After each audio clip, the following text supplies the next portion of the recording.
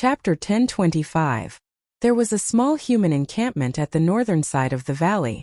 The encampment was in an open space surrounded by ancient trees. It was made up of a few gray tents that were fixed between the rocks with ropes and wooden stakes. Not far away, there was a flagpole with the red and white flag of the White Legion hanging down from it. There were about 10 Imperial Knights in the encampment, but most of them were lying on the ground. Only 4 of them were still standing. One of them was wearing a fur coat and looked like a noble. He seemed to be the leader of the Imperial soldiers. The other 3 were a lady dressed as a nun, a young noble, and a cowering skeleton. A skeleton. These 3 were Sydney, Brando, and the rotten knight Krot. Brando frowned and threw the crimson blessing on the ground. He also had a few pieces of equipment on him. Most of them were damaged after the battle with Haku. Fortunately, he did not have much left after the explosion in the deadly frost forest.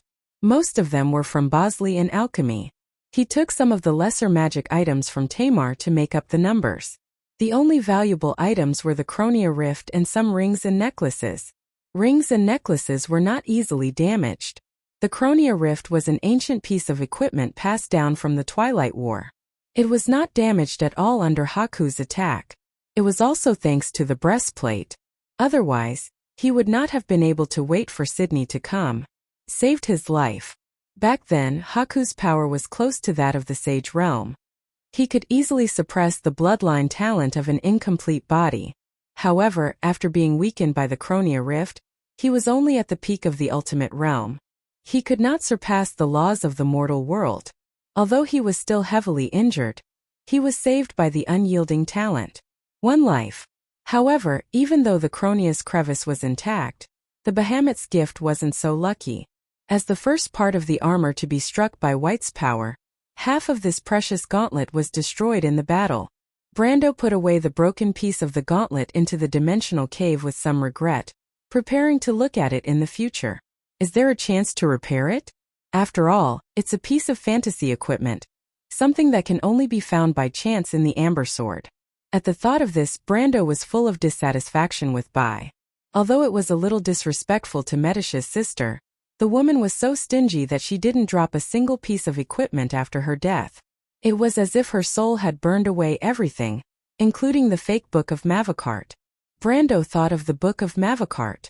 If he could obtain the experience from that book, he might be able to reach the peak of the Law Realm. He might even have a chance to reach the extreme planes. But now all of that was gone. More than half of his equipment was lost in the process. He even suspected that ever since he came to this world, his luck points seemed to have dropped a lot compared to when he was in the Amber Sword. There were some artifacts that he had never seen before, including the Power Crystal, Haurangaya, the Rift of Lornia, the Realm of Fire, the Will of the Mountains, and the Lionheart Sword. Once he got his hands on them, and in fact most of them were obtained without a plan. If this kind of luck happened in the game in the past, he would never believe it even if he was beaten to death. But this time after fighting with Haku, it made him feel a little like before. Brando found that he was not surprised at all, as if this was how it should be.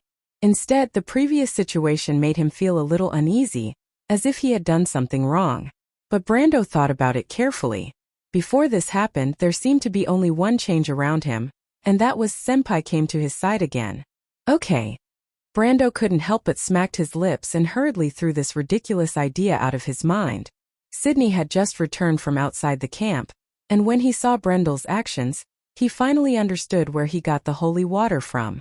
Although the dimension hole was rare, it was nothing compared to the other things around Brendel, such as the Buga fleet and the Valkyrie, not to mention the rumors that were out there. This young count from Oween was an outstanding summoner, and most summoners had their own dimension hole. That was why Sydney was not too surprised when he realized this, and he did not even think of Amon as a summoner. But when she heard Brando muttering to himself, she couldn't help but ask, "What are you talking about?" Brando woke up, glanced at the mess on the ground, and shook his head quickly. "Nothing," he replied. "Just tidying up." Sydney didn't even look at the mess on the ground. She only glanced at the noble not far away who was bound by the Binding of Wind spell and asked, "So are you done asking?" Brando nodded. The imperial noble in front of him was called Charles, and he was from Bankel. He came from a knight family and was now a knight captain in the White Legion. Their mission this time was to escort Bai and the others to the Perkins Sanctuary. Of course, in name it was an escort, but in fact it was also surveillance. After Brando asked, he realized that this was not the first time these people came out on a mission. The hidden purpose of their mission should be to find the fragment of the laws around Fathom Harbor. But Bai obviously did not tell these people the truth. The woman obviously had the ability to find the fragment of the laws in Fathom Harbor, but she brought these people around. It was unknown if it was to hide her true purpose, or if she wanted to gain more power for herself. Maybe it was because she wanted more autonomy. After all, if she had found the fragment of the laws in the beginning, she might not have had the time to go around looking for what she wanted. However, Brando naturally did not have the obligation to explain to this person who was kept in the dark. He confirmed with the rotten Nightcrot that what these people said was true. After getting a positive answer, he went on to get more information from this person, mainly including the distribution and garrison of the White Legion near Wuxia. Of course, in the district, a mere knight captain might not know much about these military secrets, but Brando himself only needed a rough idea. Besides, this person had seen the undead before and was not afraid of these skeletons, which meant that he must have come into contact with these things long ago. After Brando asked, sure enough, there was an army of the undead stationed near Wuxia, and it was no longer a secret. It was just that the White Legion forbade everyone except for the army to cross the Golden Needle Forest to go to Fathom Harbor, so this news was sealed so tightly. Where did those undead come from? He asked. In the mountain dash, Sir Charles felt that he was very unlucky. Who would want to accompany a group of skeletons to carry out a mission at this time of the year, and be fed the cold wind in the mountain pass? That was not enough. The pile of skeletons really could not do anything. They messed things up and even implicated him. Sir Charles was already thinking of a way out if he could say anything. Therefore, he was not willing to say another word. However, the young man in front of him had a sword on his neck, and the coldness that seeped out from the blade made him tremble in fear. He could not help but speak the truth, but in fact he could not say anything. Most people knew that these skeletons came from the mountains. It was said that they were controlled by a few necromancers, and these necromancers had surrendered to the commander of the White Legion and were now serving them. This was the most widely spread rumor in Wuxia, and it was also similar to the official explanation. When Brando asked, he didn't even need to think before replying. Brando patted this guy's neck with the blade of his sword. Looking at his pale face, he could not help but sigh. It seemed that the nobles of the Empire and Erewhon's nobles were similar. Other than the hot-blooded young people, the slightly older ones were already in cahoots with such vermin. This was the worst era, but it was also full of opportunities and challenges, because the Dark Empire in the East and Cruz had begun their reforms in this era. If Erewhon could stand firm at this time, he might be able to find his own way. As long as there was time, there was still hope. However, Charles's words also confirmed his expectations. This guy was indeed not a high-ranking person. His knowledge of the undead army was limited.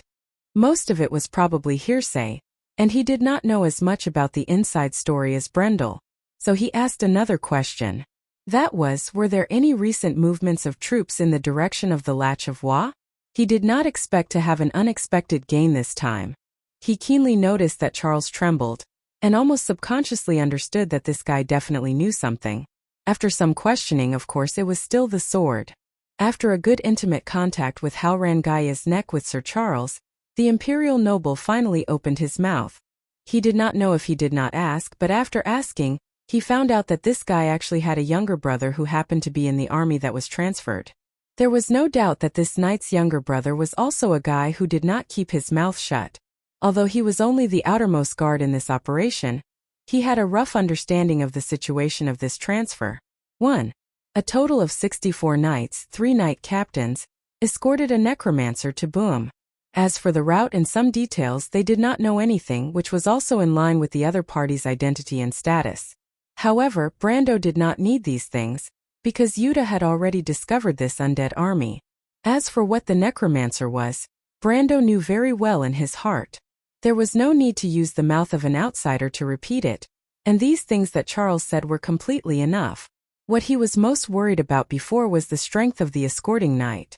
The highest combat power that he could mobilize now was his teacher Mephisto.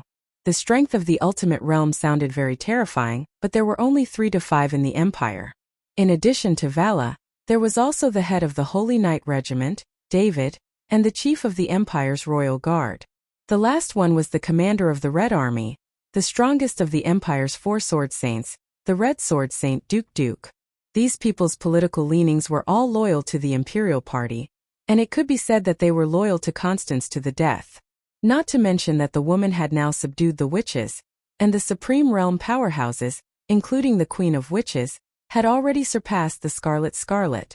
Including Ashgiali, the number of witches had almost doubled.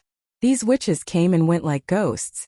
Before he could confirm their location, he would not dare to let the Ash Sword Saint leave Fatten Port. Moreover, there were also the Mountain people, the Senia people, and the remnants of the Myrna people. He was not surprised that 1 or 2 supreme realm powerhouses would appear in seclusion from these ancient races. Because of this, he had to be careful. Excluding Mephisto, the highest combat power that he could mobilize was actually the Valkyrie and Brunhilde sisters. However, although they were of the ancient troop class, their current strength was actually limited. In terms of combat power, they were probably slightly weaker than him. If they worked together, it would not be easy to deal with a real supreme realm powerhouse. In that case, they would only have a slight chance of winning if they only had a prearranged sneak attack. However, if they were to face it head-on, they would most likely lose. However, since the other party only had 64 official knights and 3 knight captains, things would be simple. According to the standard of the White Army, the official knights were only at the middle to lower gold rank. The knight captains were probably similar to this guy in front of him, at most at the peak of gold rank. Even if there were a few outstanding ones who had reached the elemental awakening stage, they would not be able to do much. Even if they were elementalists, he would not take them seriously. Even if they were elementalists, so what if they were elementalists? He was sitting on the time and space elements, and had experienced several realizations between life and death. He had also come into contact with the sage domain, and even things like the power of existence. In the realm of elementalism of truth, unless there was someone who had mastered the same level of elementalism as him and had the same experience as him, he would not be able to defeat them. What was there to be afraid of? He might be able to kill those half-assed elementalists or even elementalists with elementalism of truth. Having figured this out, Brando turned the hilt of his sword and directly knocked the guy out, so that Sir Charles, who had been scared to the point of collapse, was finally blissfully unconscious. Then he turned to Sydney and said, "Miss Sydney, since we are already allies, I am about to go to war with Her Majesty the Queen. As an ally, I will not hold back. There are some things I may need to entrust to you right away." Sydney nodded, acquiescing to this relationship, and asked, "Please go ahead." Brando explained in detail, and the Holy Maiden of the Leo Palace listened silently, but occasionally nodded. Time passed quickly, and suddenly there was a clear chirp of a bird in the valley. Brando raised his head and looked in that direction. He recognized that it was the voice of a cuckoo. There were many such birds in the Metz area, and in the Lach of Wa there were even many white cuckoo birds. The tailed cuckoo, the mountain people called it a divine bird. But there was no such beautiful little creature here. He silently took out 2 communication crystals, and after activating them separately he whispered to them, "The Shire Utah? P.S. I'm a little jammed today." Chapter 1026. "Alright, I understand, my lord. You can rest assured that there will be no problem at all if you leave it to me." "What screw up? How could that be? I have followed you for such a long time, you can't still not trust me, right? Is that why?" No, I will never quarrel with Miss Delphian. I am a true gentleman. How can I quarrel with a beautiful lady? Last time? Last time was just an accident." Alright, my lord, I understand. He's just as heartless as Darius." The young wizard muttered to himself as he took the communication crystal away and raised it high. The light from the sun above the sea shone on the crystal through the arched window of the tower, reflecting a dazzling light that was intoxicating. He narrowed his eyes slightly. Although it was just an unusually ordinary thing, it had its moments of beauty and dazzling brilliance. Just like this tranquil bay, under the ordinary day after day, it contained the most valuable thing in the world. When people lost it one day, it would be too late for regrets. Those ordinary but real days would be people's most precious memories. The Shire silently looked at the sparkling golden bay, as if to firmly remember this moment in his heart. He turned around. Behind him was the narrow space of the tower. There was a desk covered with magic scrolls and star maps. On the corner of the desk was a crystal ball and a small toy, a metal disc that was bound by a breeze, blowing a few feathers up and down. Behind the desk was a wooden bed and 2 rows of bookshelves. The bookshelves were stuffed with parchment scrolls and books in a disorderly manner. From afar it looked like a garbage dump, and an unmanned brush swept back and forth on the bookshelves, constantly driving spiders and other insects out of the corners. They fell to the ground and then quickly crawled away. Mordenkainen and a few others were still standing in the room. These were the apprentices who had followed him since the beginning. They were now official wizards, and the best among them had even touched the threshold of the Gold Realm. Stepping into the Gold Realm was the most critical juncture for wizards. After entering the Gold Realm, the world of wizards would be wide open. As long as there were no accidents, there was a great chance to set foot in the world of elements. Unlike the swordsmen who were stuck outside the solid wall of elemental energy, many wizards spent their whole lives wandering outside the door of gold, and in the end they achieved nothing. However, in his batch of students, there were many talented people who stood out and began to touch this mysterious field one by one. The Shire could almost smell the breath of magic in the air. He didn't know what was happening in the outer sea, but the tide of magic was rising as if there was no end. The magic factor in the air of Wonde had exceeded the richest concentration in 1,000 years. In this week, many babies born in Fattamport had shown the bloodline of magic talent. It was said that it was the same in Tonajul. The common people lived a normal life and were unaware of the changes around them. The nobles were busy fighting for power and profit, and ignored the most unusual changes in Wonde this year. Only wizards were the most sensitive to these changes. For 1,000 years, the stars in Wonde's summer night had never been as bright as this year. The gods in the sky seemed to be telling something to the mortals, but the astrologer's divination of the future was in a huge fog because of the changes in the stars caused by the turmoil in the Witch Kingdom. The future was hidden under a huge shadow, making everyone who was paying attention feel deeply uneasy. "What are you looking at?" The Shire narrowed his eyes and looked at his students. "No, nothing, my lord." Mordenkainen and the others tried to look serious, but the look on their faces that wanted to laugh but didn't dare to really betrayed their thoughts. Mr. Seal was the chief wizard mentor of the Ferber territory, and also the right-hand man of the Lord of Ferber. He was friendly and never put on airs. In front of the nobles, he was also well-mannered. Compared to the Lord of Ferber, he was more like a member of a noble family. This was what most people knew about this wizard on the surface. However, only a few people knew about this secret, just like the conversation between him and the Lord of Ferber. The Shire was really controlled by the Lord. As expected of the Lord, even such an excellent and powerful guy like the Great Wizard was not the Lord's opponent. This was probably the real thought in these people's hearts. You should have smelled it. The Shire was very dissatisfied with his students' dullness. "Smelled what, my lord?" "The smell of war." The Shire lectured slowly. He pointed to the heads of these idiots one by one and reprimanded them. "You idiots, didn't I tell you that wizards need a sharp heart to be able to perceive the dangers and changes around them? A wizard's game is a chase between a hunter and his prey in a dangerous forest. Your wisdom determines how far you can go. The rest of the people can only become the stepping stones of others. Those fellows who are complacent after mastering 2 spells can only be called liars and charlatans." Several students replied awkwardly, "My lord, we have long been accustomed to the smell of war. Along the way, we have not slept with one eye open. If you have to ask us if we have smelled the smell of war, we should have been aware of it since the moment the Lord split open the door of the Cruz people with his sword." The Shire looked at his students and listened to their words. It was rare for him to be silent. Mordenkainen and others originally thought that they would be waiting for another storm. After spending so many days with the wizard, they had long been accustomed to his character. However, when the Shire suddenly stopped talking, they felt uneasy instead. "What's going on? Is the mentor really angry?" A few of them looked at the Shire cautiously, only to find that the latter had a lonely look on his face.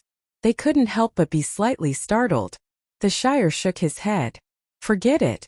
You won't understand even if I explain it to you. You can just live like this foolishly. Isn't that a kind of happiness? But remember this day well. I'm afraid that from now on, there will be no more sparkling waves in the open sea. There will only be endless storms and showers left. Mordenkainen and others were a little confused. They asked uneasily, My lord, are you feeling unwell? If the Lord scolded you, please don't take it to heart. The Shire was almost angered to death by these idiots. He waved his hand impatiently. Shut up and get out of here. Go and inform Miss Delphian that I want to see her. My lord, if you want to find someone to quarrel with, the Lord just said. Shut up and get out. Dong dong dong. An urgent bell suddenly rang through the entire Fathom port. Haruz was practicing magic skills with Lady Medusa in the room. They carefully maintained the magic ripples between the two's magic triangle area. This was the most common method used by witches to train their magic skills, and was also the foundation for practicing black magic. As one of the few people around the little prince, Lasmika was one of the few who knew that he had a talent for black magic. The rest were Brando, Princess Grafine, Amandina, and the Roman lady. Princess Grafine had always been worried about her brother's talent for black magic. After all, this talent was at most a little troublesome for ordinary people, but for the royal family, it meant that it would be a lifelong secret. However, Brando advised her that the power itself depended on the kind of person who held it. Instead of blindly suppressing it, it was better to properly guide it, especially to let the little prince understand the meaning of the power he held so that he could properly treat his power. Amandina was one of the few people around Brando who had a complete and systematic learning experience of magic, from the personal teaching of Cypher's chief court wizard, Garlock after the Battle of Ampere Seal. She was also his aide, so this secret was not hidden from her from the beginning. In fact, Amandina often acted as the little prince's teacher when they were in Tonajal. As for the Shire, it was for the same reason. However, as a gold-ranked wizard who was close to elemental manifestation, the Shire was obviously not suitable to teach a beginner like the little prince. Besides, he had many students around him, and this kind of secret was not suitable to be kept in his mage tower. Among the few of them, only Lysimika was an exception. However, this scheming woman served the little prince day and night, and it was too easy for her to extract any secrets from the innocent little prince. So after threatening the woman, Brando simply threw the job of teaching the little prince to her. At least this woman had an outstanding mind and was cautious. This job, which required keeping secrets, was just right for her. Besides, at least so far, Brando had not found anything unusual about her. When they reached the third stage of this magic practice, a small fluctuation suddenly appeared, and then the magic ripples between the two instantly disappeared without a trace. Haruz blushed a little and hurriedly apologized. I'm sorry, I was distracted. Lysimika listened to the rapid sound of the bell coming from outside and smiled. It's okay, don't worry about it. If you want to go out and take a look, you can continue practicing later. Haruz nodded vigorously. He had been disturbed by the sound of the bell for a long time. Although he was well-behaved and obedient, he was still a child after all. He was very curious and wanted to go out and see what was going on. Medusa narrowed her eyes as she watched the little guy rush out of the door. Then she raised her head and glanced outside with her prismatic pupils. The changes in the outer sea have already affected the surface world. I don't know how much longer it will take.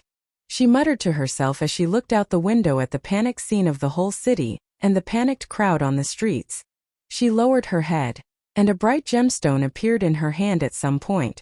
The gemstone was shining brightly, and it seemed to be nurturing a deep blue brilliance inside. In just a moment, Lysimika closed her palm and put the gemstone into her palm.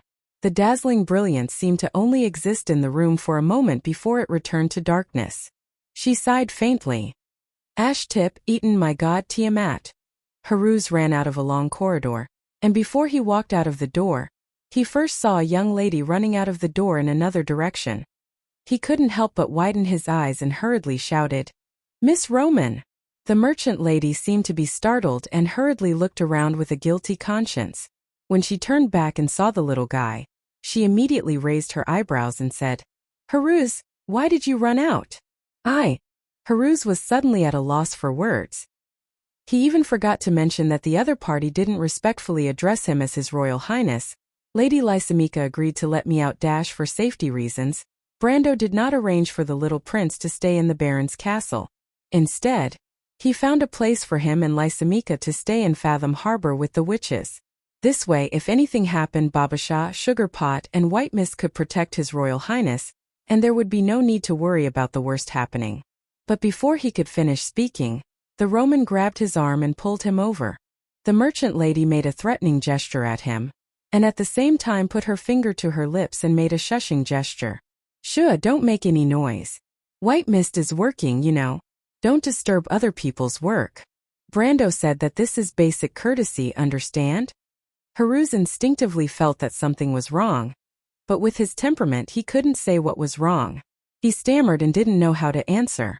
Miss Roman, did something happen outside? He asked hesitantly. I don't know. The daughter of the Prime Minister seems to be summoning the bishops in the city. I don't know what she wants to do, the Roman said as she dragged the little prince out of the door. Anyway, let's not stay here for now. Do you want to know what happened? The little prince nodded passively, although he deeply suspected that even if he didn't nod, his teacher's fiancé would pretend not to see it. Well, I'll take you to see it. You must remember to say more good things about me in front of Brando, the Roman quickly added, thinking that she was clever. Haruz had no idea how to deal with this kind of conversation outside of the situation, but after he was dragged out of the door, he immediately saw some strange movements in the direction of the harbor. He quickly called out, Miss Roman, look over there. Huh. The Roman was slightly stunned. The merchant lady naturally didn't care about what happened outside at all. Anyway, even if the sky fell, there were tall people to hold it up. For a short person like her, there was no need to worry at all. It was just that she was forced to deal with the relationship between the witches in this place by White Mist. She was already on the verge of collapse. She felt that her head seemed to be bigger than usual. It was not easy to seize the opportunity to escape, so naturally, she wanted to seize the time to breathe in the free air. However, when she heard Haruz's exclamation, she raised her head and saw that in the spaceport of Fathom Harbor, Valhalla's fleet had actually started moving. Silver warships were sailing out to sea, leaving their berths and heading towards the airspace outside the port to start forming up in formation. Huh, she said softly. Is the war about to start? Chapter 1028. Under a tall and slender silver tree, Yuta put away the communication crystal under everyone's expectant eyes. The young men immediately asked, How was it, Captain? What did the Lord say? The beautiful female mercenary captain flipped her fiery red hair and smiled casually. What else could it be? Of course, the Lord agreed with my plan. These cruise people are sneakily controlling the undead. They must be up to no good. They have been hiding in Ovchin for a long time. Maybe it has something to do with this secret. How could the Lord let go of such a good opportunity? She looked at her subordinates with her emerald green eyes. How was it? How could my judgment be wrong? You guys still have a lot to learn. Yes. Captain, you know the Lord best. But Captain, the Lord is much younger than you. What did you say? Yuta narrowed her eyes and asked in an unfriendly tone. Nothing. Does the Lord have any instructions? The young men hurriedly denied. Yuta snorted from her nose and replied with a serious face. The Lord gave us the task to delay these cruise people. It is best not to let them pass through the Golden Needle Valley before evening. Wow, this mission is not easy. This is an army. How can we hold them back with just the few of us? One of the young magi exclaimed exaggeratedly. But this is not an ordinary army. In fact, this army is controlled by only a few people. The lowest level skeleton soldiers have no intelligence. They can only follow orders instinctively. The young knight called Merthought carefully and said, So we only need to delay the people who control these skeletons. That is not simple. The young wizard shook his head and pointed out the problem. There are dozens of knights. Each of them is strong in martial arts. Except for the captain, who dares to say that he can challenge any one of them one-on-one? Not to mention that they have more people than us. Taking a step back, the other commanders aren't fools either. When have you ever seen an army that needs to stop and wait for the scouts to finish fighting? As long as they send a portion of their men to drive us away, the army can still continue to advance. These words were quite reasonable. and the other young knights all nodded their heads in agreement. Jana also frowned.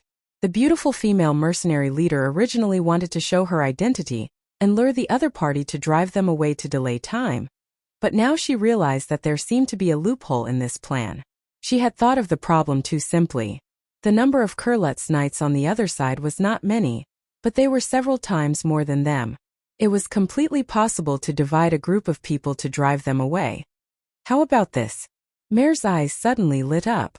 He waved his hand to let the others focus on him. We can scare them. The young magus snorted and shook his head. Scared? Mir, I can forgive your ignorance since you haven't systematically studied wizardry, but you should know that these low-ranked undead without intelligence are immune to fear. Shut up. Yuta could not stand this subordinate of hers anymore. She reached out and hit the back of his head. Mare was born in Viro. He knows more about the undead than you do. Listen to him. Mare looked at the young wizard who was holding his head and looking at him innocently. He smiled kindly and continued. Crew is right. If this army is the undead of Madara, it will be difficult for us to scare them. But the ones controlling them are the crew's people. I understand, the young wizard interrupted. You want to scare those who control the skeletons. If that's the case, it will work. But you should have explained it earlier. He wanted to continue, but Yuta glared at him fiercely. He could only reluctantly swallow the second half of the sentence back into his stomach. Yuta turned her head. Mare, tell me, what is your plan? Mare nodded and took a step back. He picked up a few stones and placed a simple map on the ground. He was a top student of the Royal Knight Academy. Making a temporary battle map was not difficult for him. In just a few moments, a simple map of the Golden Needle Valley appeared in front of everyone. The young wizards were stunned. Even Yuta could not help but touch the tip of her chin. She was a little envious. Sai, I want to go to the Royal Knight Academy to further my studies, but I don't know if the princess will accept me. Mir chuckled. I remember when I was in a war history class, the famous general of Kurlutz, Marshal Raphael, once said that there are two types of hunters with the sharpest senses on the battlefield. The first type is a veteran general who has been through hundreds of battles and has an incomparable wealth of experience. This type of person can accurately sniff out an opportunity through the abnormalities of the ever-changing battlefield. The so-called drill book is nothing more than the essence of the veteran general's lifetime of experience. Can be said that it's a kind of shortcut method, but for someone like the commander who has real experience, it's useless. Wow! The young wizard exaggeratedly gave Mare a thumbs up. Mare, you are really good at flattery. But you probably don't know that our commander's best skill is to escape. Oh no, to turn around. Seeing Yuta's increasingly unfriendly expression, Crew quickly changed his words and tried to change the topic. By the way, what is the second kind of person that Marshal Raphael mentioned? Yuta was about to make a move, but when she heard this question, she could not help but feel a little curious. She knew that she was not a military genius. The only reason she walked the path of a mercenary was to make a living. That was why she decided to settle down after meeting Brando. In fact, sometimes she could not help but wish that she did not have so much trouble in Abies. If it were not for Brando's kindness and the fact that he was the descendant of Darius, she might have chosen to leave long ago. Being an ordinary person was not a bad thing. It would be even better if her sister was still around. But the moment she put on the knight's armor, Yuta realized that she actually had a little ambition in her heart. Among the people around Brando, apart from the oldest group of war veterans, she was one of the oldest. Compared to the young people of the White Lion Guards, she was even more so. Perhaps it was because she felt the vitality of her youth from these young people that her heart settled down again. She was willing to accept the position that Brando had promised her. But she also understood that she came to this step not because of her ability, but because of the choice she made in Abies Castle. Although Brando was a kind and soft-hearted person, she could not shamelessly take advantage of her seniority.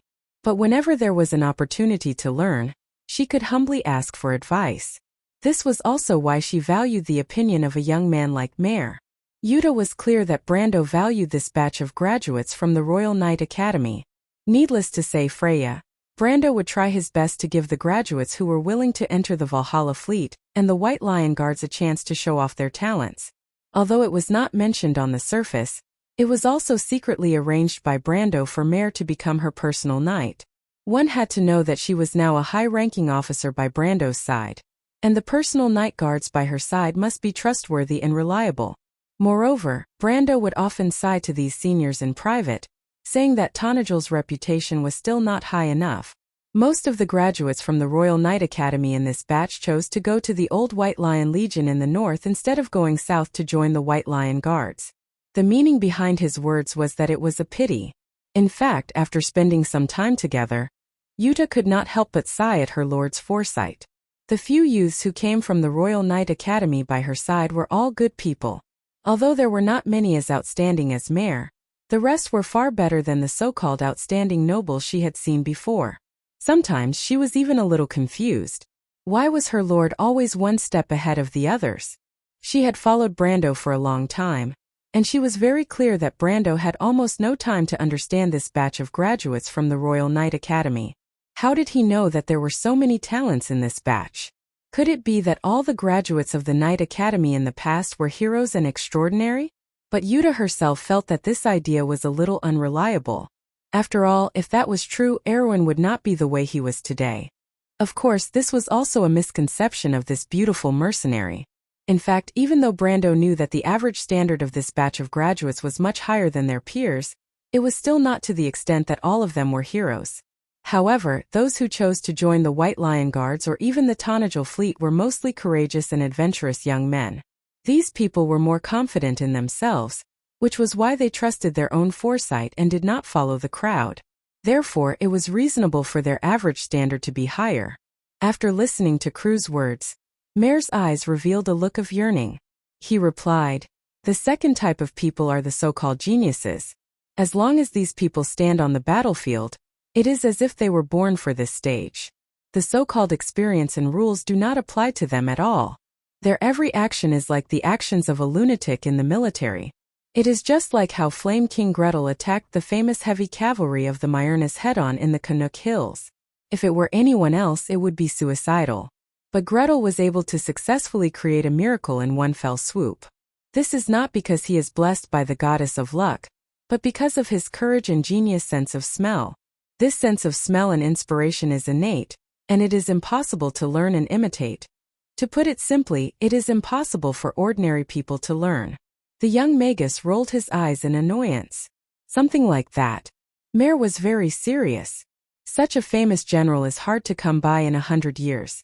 A genius like the Flame King has not appeared since the War of the Holy Saints. He paused for a moment before he mustered up his courage and continued, "But I may have seen this potential in someone. He can always turn the impossible into the possible. This is one of the reasons why I came to this place." "You mean his lordship?" The young magus almost jumped up. He shook his head and said, "That is impossible. His lordship is very powerful, but that is in other aspects.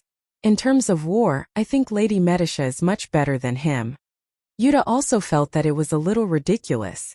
Compared to these young magi, she was more familiar with Brando.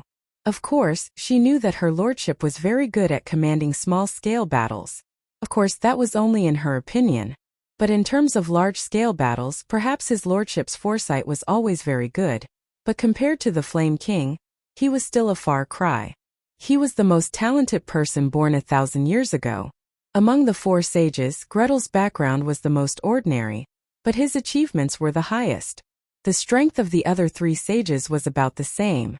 Alanta was slightly stronger, but compared to the Flame King Gretel, she was still a far cry. Saint Tossel, the Wind Empress, was the most confident in her swordsmanship, but she had to admit that Gretel's talent in swordsmanship was unsurpassed by anyone in the past 1,000 years. In terms of military command, he left the other 3 sages in the dust. Alanta did not know how to command at all, and Fanzin was not far behind. Although Saint Tossel had the ability to command, it was limited to that. In the fierce war 1,000 years ago, there were only 2 main characters who participated in the battle. One was the Flame King Gretel, and the other was the Silver Elf. These 2 protagonists perfectly interpreted Raphael's words. Mare saw that the others clearly did not believe him, but he only smiled faintly and did not refute. These days, he got along well with his companions and his immediate superior, Yuta. He did not want to argue with his colleagues over such trivial matters, not to mention that they had important matters to attend to. Seeing Mare's expression, Yuta seemed to have reacted.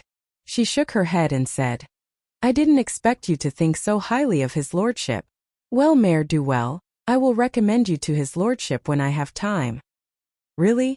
"Of course." Yuta was very dissatisfied that her words were questioned. "But for now, let's talk about your plan." The young knight did not seem to notice that the female mercenary's pride had been hurt.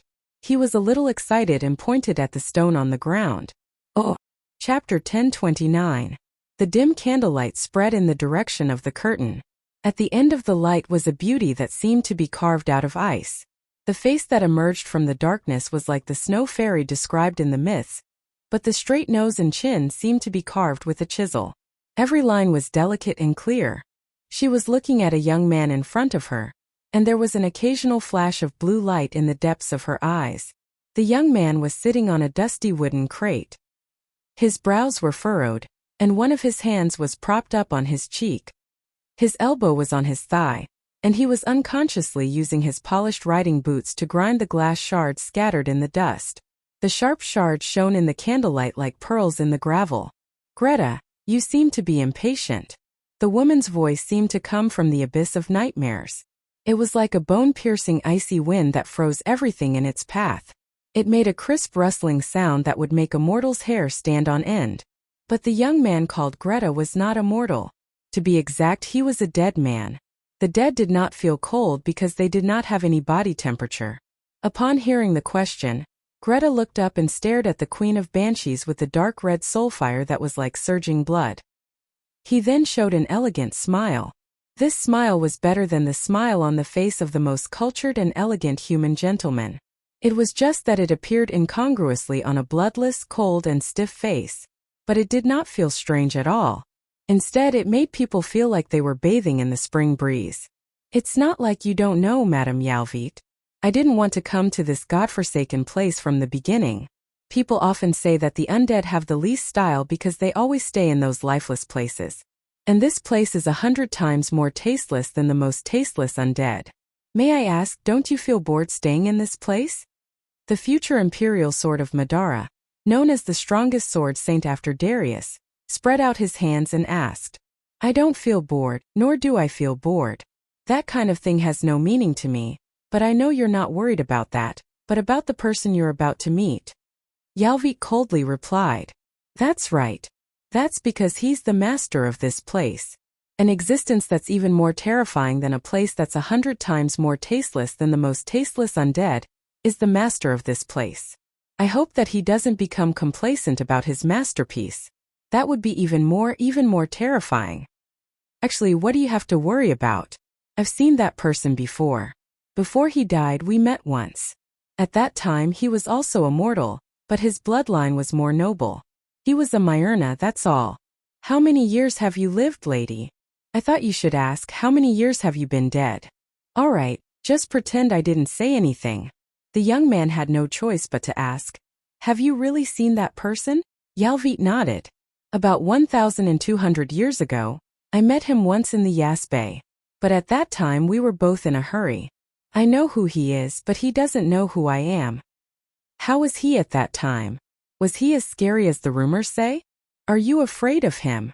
The Queen of Banshees asked. "Don't tell me that I'm not afraid of him?" Greta was slightly startled. She couldn't help but lower her head to check her appearance, trying to figure out what she was doing wrong. "You look scared, but the undead can't feel real fear. What a failure." The young man sighed. He's a prophet. He witnessed the fall of the empire with his own eyes. For 1,000 years, he watched as his people declined, were exiled, and were forgotten by Martha. He watched as everything that was once glorious disappeared into nothingness. The wind and sand buried the relics of an era behind history. But he was indifferent. Does he not have power? No, the legends say that he has the power to destroy the world. In Mardos, his position is second only to the Dark Dragon. No, maybe even higher. It's just that no one knows about it. As long as he makes a move, the four sages have no chance of winning. But he was indifferent. What is he thinking? What are you thinking? Yalvit looked at Greta in surprise. These things have nothing to do with you. I'm thinking that such a person must be keeping a secret. This secret can answer all the questions.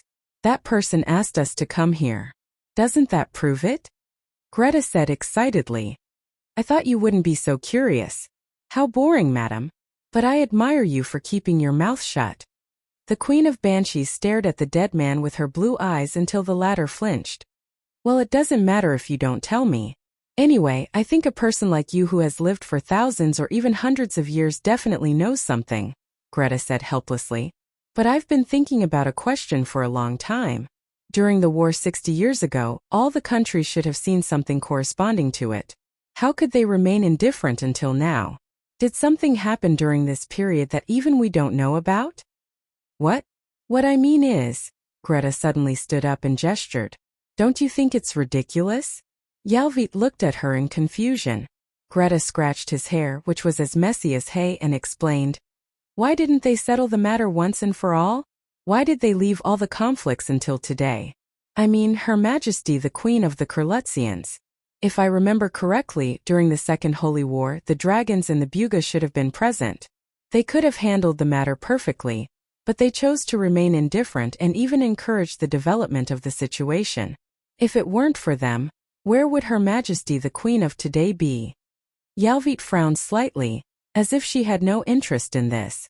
Maybe they were happy to see it happen, or maybe they were confused. You have to understand that since 1,000 years ago, the 4 holy cathedrals have been on the side of justice. This justice is not the justice that they preach, nor is it hypocritical. If they can't stand on this point, they will lose their morals. Just like the Holy Cathedral of Fire today, whether it's the priests and bishops of the new church or the old church, they can still perform magic and gain power from the golden flame. This shows that the morals in their hearts are not skewed. It's just that their standpoints are different. You seem to know their doctrines very well? Greta's eyes lit up as if she had discovered a new continent. But Yalvit shook her head impatiently and denied it. If you were to witness the history of the 4 holy cathedrals from the birth of the 4 holy cathedrals to today, you would also understand more. Greta showed an expression that was uglier than crying. My lady, although I understand that you are very qualified to say this, can you not always talk about this? It's hurting my self-confidence.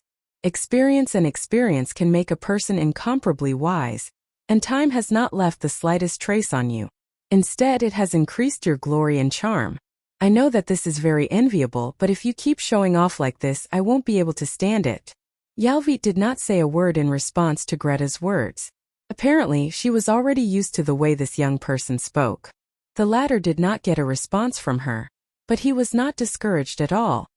He continued. But I agree with you. Perhaps they are also very confused, but if Her Majesty is the destined hero, then what is there for them to be confused about? Some things have not happened yet, and no one can say whether it is right or wrong. In other words, there is another possibility? The Queen of Banshees suddenly turned her head and asked coldly, What are you trying to say? Nothing. Greta smiled. Just a theory. Speaking of which, you should have seen the real heroes, right? For example, the 4 wise ones, Lady Yalvit? More or less. In that era, I have heard some of their legends, but I have never seen them in person. What about the Flame King? He is a little special. That young man is filled with infinite possibilities. Those bards used miracles to describe his life. It is quite appropriate. In that case, the Flame King is indeed a legend. Greta asked again. Lady Yalvit, do you think there is anyone in this world who can truly foresee the future?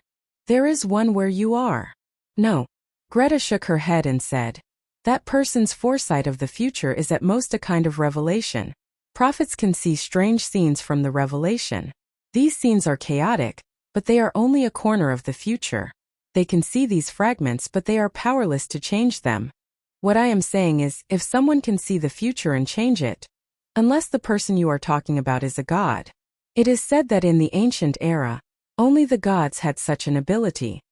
Yalvit replied coldly. After hearing this, Greta did not say anything else and lowered her head to think. After a short while, a huge dusty door in front of the two suddenly made a creaking sound, and then slowly opened to both sides. There was no one behind the huge door, as if it had its own consciousness and automatically welcomed guests from afar. Yalvit and Greta both raised their heads at the same time and saw a hunchbacked old man slowly walking out from the darkness behind the door. This old man was wearing a long robe and holding an ordinary wooden staff. He trembled as he walked, like a candle in the wind. At any time he would run out of oil. But when Tarek saw him, he could not help but stand in awe. Some people were sung in legends, but some people were legends themselves. Just like this old man in front of him. As early as an era ago, his stories were as numerous as the stars in Wonde. His name, whether it was 1,000 years ago or 1,000 years later, was enough to shock anyone. Although it was just the name of an ordinary Myrna person, it did not even need to be described in words. It had already reverberated in the darkness. Even Greta could not help bowing her head deeply under the gaze of that pair of onyx eyes. However, only Yvette was still standing tall and proud. The light of the sun streaked across the sky to the west of Metz. It did not stop for a moment because of anyone's attention. It was like a burning meteor, falling at an unstoppable speed to the end of the western sea and sky of the continent. When a certain period of time passed, the silver woodland was no longer sunny. Instead, it was dyed with a layer of light red glow. Dusk was faintly discernible in the western horizon, and the stars were like diamond powder embellished on the light purple background of the sunset. The White Legion Knights were escorting the undead army through the last part of the Golden Needle Valley. The Knight Captain Ruoli looked up at the sky. The time was just right. Although the valley had long been empty, the mountain people had continued to migrate north. The south of the Latch of Wa had attracted the attention of the incompetent nobles of Fathom Port, but no one was willing to spend the night in this forest full of strange legends, especially with such a large number of skeletons. Although they were the bravest knight, most of the legends in this forest came from the creepy stories of the mountain people. Those legends from the previous era were full of awe-inspiring mysteries. He raised his hand and made a gesture to the knight beside him. The last part of the valley was in front of them. The slowly rising and falling ridge formed a narrow pass. It was the most complicated area in the area, and it was also very suitable for an ambush. Although this place had long been deserted, out of a cautious nature, he felt that it would be safer to send out scouts to investigate according to Cruz's military instructions. Maroli deeply understood this point. The reason why the Duke had chosen him to carry out this important mission was because of his cautious nature.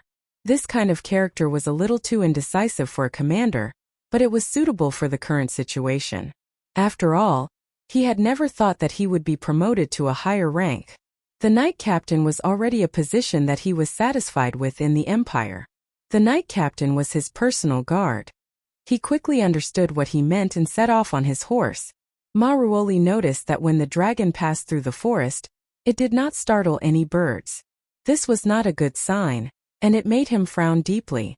Sure enough, after a short while, he heard his personal guard roaring, followed by the sound of men and horses. With his many years of experience, he could even distinguish the sound of arrows piercing through the air. Ambush!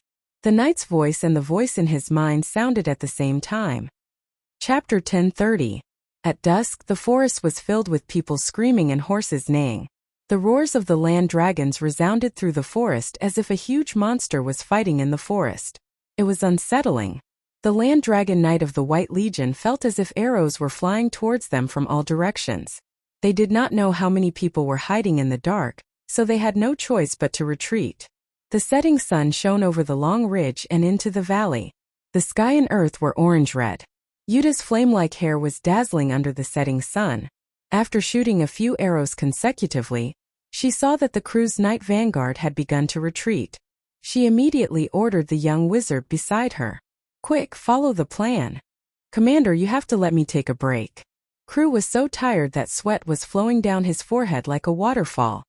He could not help but complain loudly. "Do you think this kind of large-scale illusion is easy to use? Not to mention there are two of them. Cut the crap. This is an order. If you can't do it, I'll cut your head off." Crew could not help but curse in his heart. He did not care that the person who came up with this plan was Mare, whom he had praised before. However, he still used his fastest speed to recite the spell. He waved the staff in his hand and a hazy army suddenly appeared under his command. It was like the mountain fog had gathered out of thin air.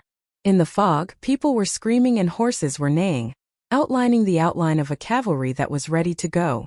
Crew trembled as he maintained the staff in his hand. The army also ran parallel to the retreating crew's knight through the forest and attacked the flanks of the large army.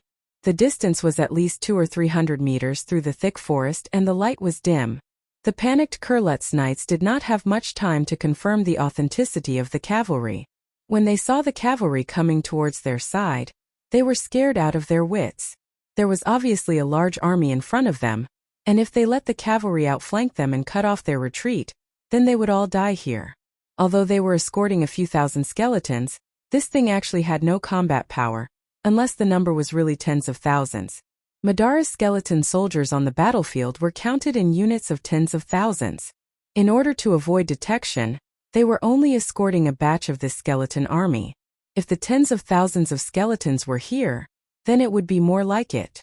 The leading knight did not hesitate and immediately shouted a warning to the other side of the forest. At the same time, he took out a signal flare from the bag under the saddle. He raised his hand and activated the magic runes in it. Bang! A dazzling signal flare was shot into the air. The red and dazzling light slowly rose into the sky above the valley, like a bunch of fireworks, blooming in the air. Knight Marjolie's head was raised, and the eye-catching light was reflected in his eyes. Dozens of his personal knights did the same thing.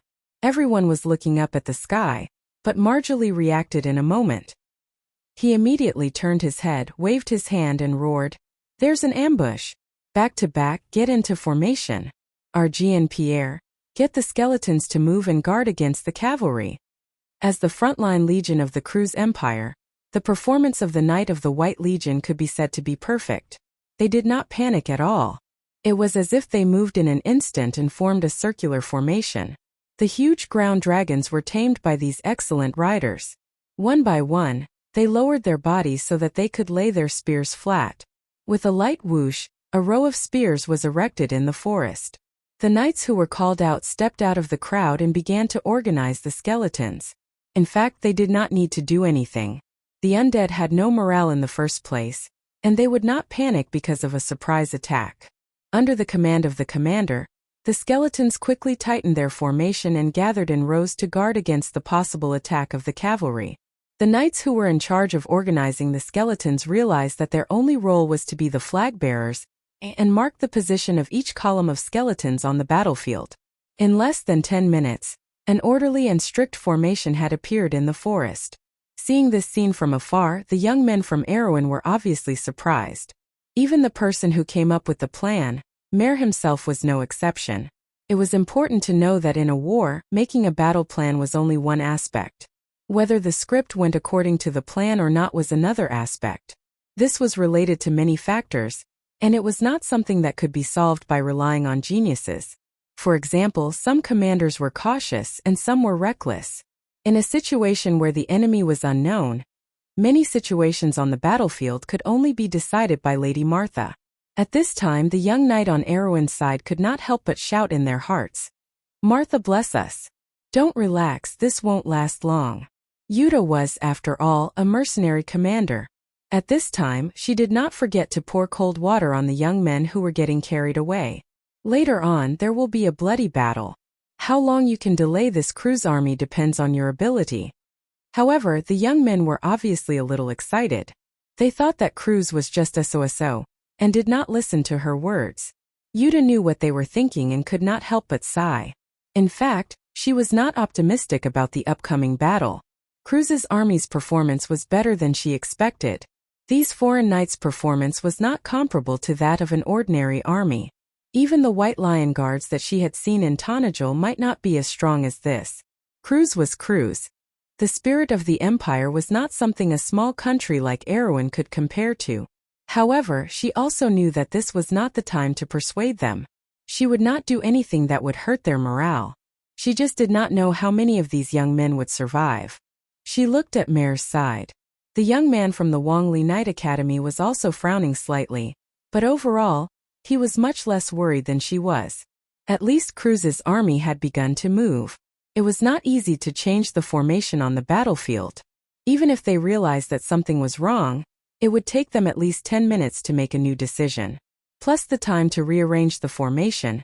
It was more than enough to delay them here for an hour. However, that was not enough. They had to use the terrain to delay these night as long as possible. Yuta glanced at the setting sun. She only hoped that the sun would set soon. After sunset, it would not be easy for Cruz's army to figure out how many people were in the forest. In fact, when the vanguard knight of the White Legion rushed out of the forest, Mary and the knights around him had already noticed that something was wrong. Unlike the knights who ran back in a hurry, they could calmly judge the current situation. Mary was worried about how many people were in front of them and which side they were from. Was it the army of the nobles in Ludwig? Or the Black Legion?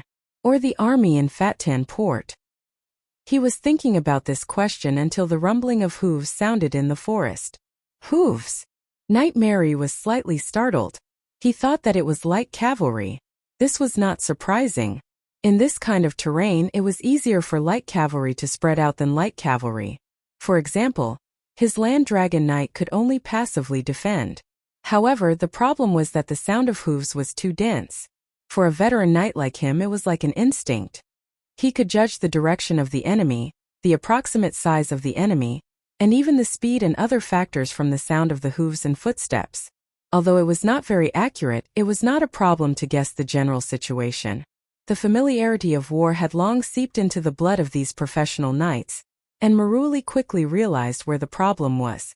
Such a dense sound of horse hooves meant that there was at least one light cavalry unit in a dense formation in the forest that was rapidly advancing. This was too illogical. At this time, the cleric beside him reminded him, "Mr. Knight, look at the cavalry in the forest." A cleric who looked to be at most in his 20s pointed in the direction of the forest and said to him, "That cavalry does not look real. It is very likely that it is an illusion created by magic." Mary was not familiar with magic, but this sentence was enough for him. He immediately realized that he had been fooled. That cavalry is fake. Be careful of the enemy's tricks. He shouted angrily. Before he could finish his words, the army that had broken through the fog dissipated with a loud bang. Just like the fog that had dispersed, they disappeared into nothingness in the forest. At this time, everyone understood that it was a false alarm. Oh! Beside Yuta and the others, Crew could not help but scream. He shouted in shame and anger, "The spell has failed. Someone has dispelled my spell." He looked like he had just been fished out of the water. His whole body was wet, but it was dripping with sweat. After casting these two spells, he was completely unable to move. He leaned on the silver tree beside him and gasped for breath. "It's okay. It's not your fault. Crew, you did a good job." They should have realized that it was the cleric who dispelled the spell. Yuta comforted him and said, "Next, you should hide in a corner and recover your magic. Don't get close to the battlefield. We will attract their attention." Although Crew was very weak, he could not help but jump up when he heard this sentence. Although he had been cursing before, he was very clear that the next battle would be the most dangerous. If they wanted to delay the cavalry of Cruz, they not only had to make the other side not know how many people they had, but they also had to make the other side feel the pain. This would definitely be a tough battle. Maybe they would pay the price of blood and life. Anyone here could die here, and of course he was no exception. "I want to be with you. Don't you think you can leave me behind?" He retorted loudly. The first priority of a wizard on the battlefield is to protect yourself. The beautiful female mercenary captain swung her head, her red hair spreading out like flames. She smiled at the young magus and said, "This." Crew suddenly found that almost all of his companions were on the captain's side. He could not help but stare and said, "You." But before he could finish his words, he felt someone hit him from behind. His vision turned black and he suddenly fell down. Mare reached out and caught him, then raised his head and gave Yuta a look. "We need someone to send a message to the Lord. This task will be given to him. Go and put a magic mark on the tree." Mir nodded, turned around, and disappeared from everyone's sight. After he left, Yuta pulled out her sword and said to the young knight in front of her indifferently, "Don't look at me with such a tragic expression. We are not going to die. What are you afraid of? What are you looking forward to? Before today, have you ever thought that you would gallop on the land of the Cruz Empire and fight with the White Legion, the #1 opponent in the world? Some of you may die here, but no one dares to laugh at you because your opponent is so strong and respectable. But if you succeed, then after today, your name will be known throughout the land of Wonde." The young men's eyes shone brightly. The burning flame was the determination of a gambler, and the endless desire and pursuit of victory. "Remember your titles. We are the White Lion Guards. It was the Lord who gave you this name. He has never failed, and you will be the same." The female mercenary commander's sword drew a shining arc under the setting sun and pointed forward. It was like a straight line of faith, indestructible and shining brightly. "Follow me. Let this lion bare its claws." The young knight roared and shouted in unison, "Fight for Erwin! Glory in our bodies, glory in our swords!" Under the setting sun, the mountains seemed to be in eternal sleep. Sir Mary made his own judgment at the first moment. There couldn't be too many enemies. Otherwise, they wouldn't be deliberately mystifying. The other party's purpose was obviously to try to keep him here. This was not an ambush, but an interception. But the problem was how many people were involved in the interception. If there weren't too many, then he could choose to force his way through. But if there were too many, then he might break his head and bleed. He suddenly fell into hesitation. The empty valley in front of the Kurlutzians was like an open bloody mouth, full of the unknown and uneasiness.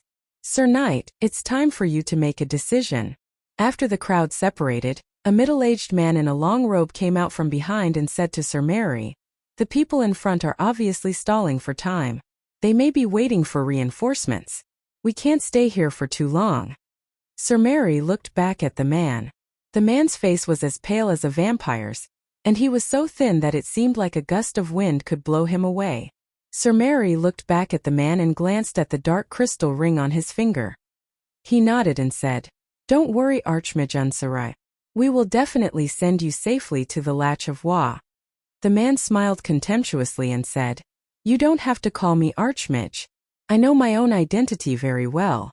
I'm not trying to urge you to do anything, but I just want to remind you that we still don't know which side the people in front of us are from. In such a situation, it's best to make a decision quickly to avoid any more trouble." Sir Mary nodded slowly and looked at his knight. "Let's test the waters." "Wait. What now?" Sir Mary's eyes flashed with a hint of dissatisfaction. "It's better to let my skeletons do it. It's not worth it to waste the noble knights of the Empire on probing. My subordinates were originally used for this purpose, so it can be considered a worthy death." The man rubbed his ring and answered slowly. Sir Mary was very angry that the man compared human life with the word worth. But he knew that the man meant well, so he relaxed a little and nodded. "Oh." Chapter 1031. Some things were easier said than done. That was why there were so many empty talkers in the world. On the battlefield, people would tell themselves that as long as they could overcome their fear of death, they would be able to face their fear easily. However, when the blade was about to touch their heads, they would often be able to understand the lightness of the Grim Reaper's footsteps from the indifferent eyes of the enemy. Your head would fall to the ground, and the world would spin in front of your eyes. Finally, you would fall into dust. The battlefield would be filled with darkness and decay. The symbol that represented your existence, your name, your status, your beliefs, and your family, would be reduced to nothingness under this sword. After that, there would be no beginning or end. No one would know what the world after death would be because it might not exist. The mountains, rivers, forests, and plains would still be the same color. The sun, the moon, and the stars would still move side by side. The place where you left the world would be filled with white flowers and green grass, but you would not be able to feel all of this again. Before a catastrophe, fear would seep into your bones, and then your heart would be bitterly cold. Although Yuta was not a fledgling who had just stepped onto the battlefield, even though in the south of Erwin, the war between the nobles was full of small skirmishes, but as a mercenary, she had also experienced life and death several times. When a person experienced death and bathed in blood on the battlefield, there would be a complete transformation. Some veterans who walked out of the battlefield believed that it was because the person who had experienced all of this had released the beast in their heart. Yuta did not know what the beast in her heart was. At this moment, she only felt an unprecedented seriousness. This kind of seriousness was the same as many years ago when she was alone, and holding a long sword to face the bandits that appeared in the wilderness of Shabnuo Mountain. The cold wind blew away the sweat on her forehead, and her fiery red hair stuck to both sides of her forehead. However, she did not feel it at all. Her 5 fingers were tightly clenched on the sword. This sword was once given to her by the young lord. The red crystal on the hammer emitted a deep light under the night sky. The tension in her heart came from the heavy responsibility. This responsibility came from the control of the fate of others. She was afraid that her decision would send these outstanding young people to their deaths. Although they had already disregarded life and death, who could guarantee that what they did was really meaningful? Would she be able to live up to the trust in their eyes? Although Yuta had already become the leader, she was unable to answer these 2 questions. She did not know that she was already standing at a crossroad. Countless people had stood at this crossroad. At this crossroad, human nature had to overcome cowardice. Some people chose to retreat, but even more people hit their heads and bled. They became cold, heartless, ignorant, and arrogant. Only a few people could truly see their own hearts and take that crucial step to become the best commanders. This was a choice on the battlefield. On this square chessboard, the chess pieces had the courage of the chess pieces, and the chess players had to have the courage of the chess players. The mountain wind blew through the treetops, making a soft rustling sound, as if it was mocking the meaningless killing in the mortal world. The gods had left long ago, but only their children were left to hurt each other. The battlefield was littered with broken bones. The eerie white bones were buried between the rocks. A few black steel longswords were stabbed into the soft soil. If it were not for the black rose flag fluttering in the night wind, Yuta would almost think that this was the battlefield of Grimoires. There was no doubt that there had just been a battle here. The invaders were skeletons controlled by crews. She ordered Mare to mercilessly crush these enemies. Compared with the Madara army in the Silverman Valley, these undead were not worth mentioning at all. The battle ended quickly, and the necromancers did not have the ability to use the skeletons' vision to investigate. Besides, the skeletons had no vision to speak of. Therefore, they were likely not exposed yet. But this was nothing to be happy about, because the real challenge was yet to come. Everyone knew this in their hearts. This is a probing attack. The White Legion's knight is likely to follow behind. Yuta agreed with this view and nodded gently. Sure enough, 3 ghost-like white dragons and the White Legion's knight riding on them emerged from the forest. These people were obviously the vanguard of the Knight Regiment. The crew's side did not know how many enemies were lying in ambush behind the Silver Forest, so they were also carefully deploying their actions. Seeing that the crew's people were more cautious than expected, Yuta's eyes lit up. She immediately raised her sword and shouted in a low voice, "Charge!" She knew that she could not give the enemy too much time, lest they figured out the situation on her side. At this moment there was no room for regret. Even if it was a mistake, she had to make it to the end. The short command contained a special kind of power. The young knight from Erewhon launched a strong attack like a flash of lightning. The wind in the mountain pass was always abnormally cold. The grass swayed between the rocks, and the gravel was blown by the wind. In the face of all this, the crew's people were shocked. Heavy cavalry always had an overwhelming advantage when facing light cavalry head-on. In the eyes of the crew's people, these people who were rushing towards them were crazy. But after all, they were professional soldiers. After a short moment of shock, they reacted quickly. They raised their spears and prepared to fight. This series of actions on the dragons was almost instinctive. Originally, these knights were the vanguard who came to investigate the enemy's ambush in any direction. If they found the enemy's ambush in any direction, they should immediately withdraw and inform the main force behind. But when they found that there were not many enemies, they thought that it was likely that they were the enemy's scouts. So, their first reaction was to meet the enemy. This series of judgments made them miss the best opportunity to distinguish between the truth and the truth. Although they did not think that they would lose, Yuta maintained her position in the charge. She could already feel the oppressive feeling of the huge body of the dragon in front of her, especially when the distance between the two was getting closer and closer. She could even see the huge, cold, gray-brown eyes of the enemy, with vertical pupils that were characteristic of cold-blooded animals. A knight was sitting on the high and smooth back of the dragon. She could not see the face of the crew's person, but he was holding a 3-meter-long dragon spear and thrusting it towards her. The depths of Yuta's jade-like eyes shrunk to a deep point. In the glittering light, the tip of the spear was reflected. The tip of the spear pierced the neck of the warhorse, making a series of crisp sounds of bones breaking. But before that, Yuta had instinctively jumped from the saddle. The warhorse fell under her feet, whining and rolling down the mountain stream. She passed by the dragon and grabbed the metal buckle on the opponent's saddle in midair. The crew's knight was a little surprised, but not too surprised. He pulled out his sword, the standard cavalry sword of the White Legion.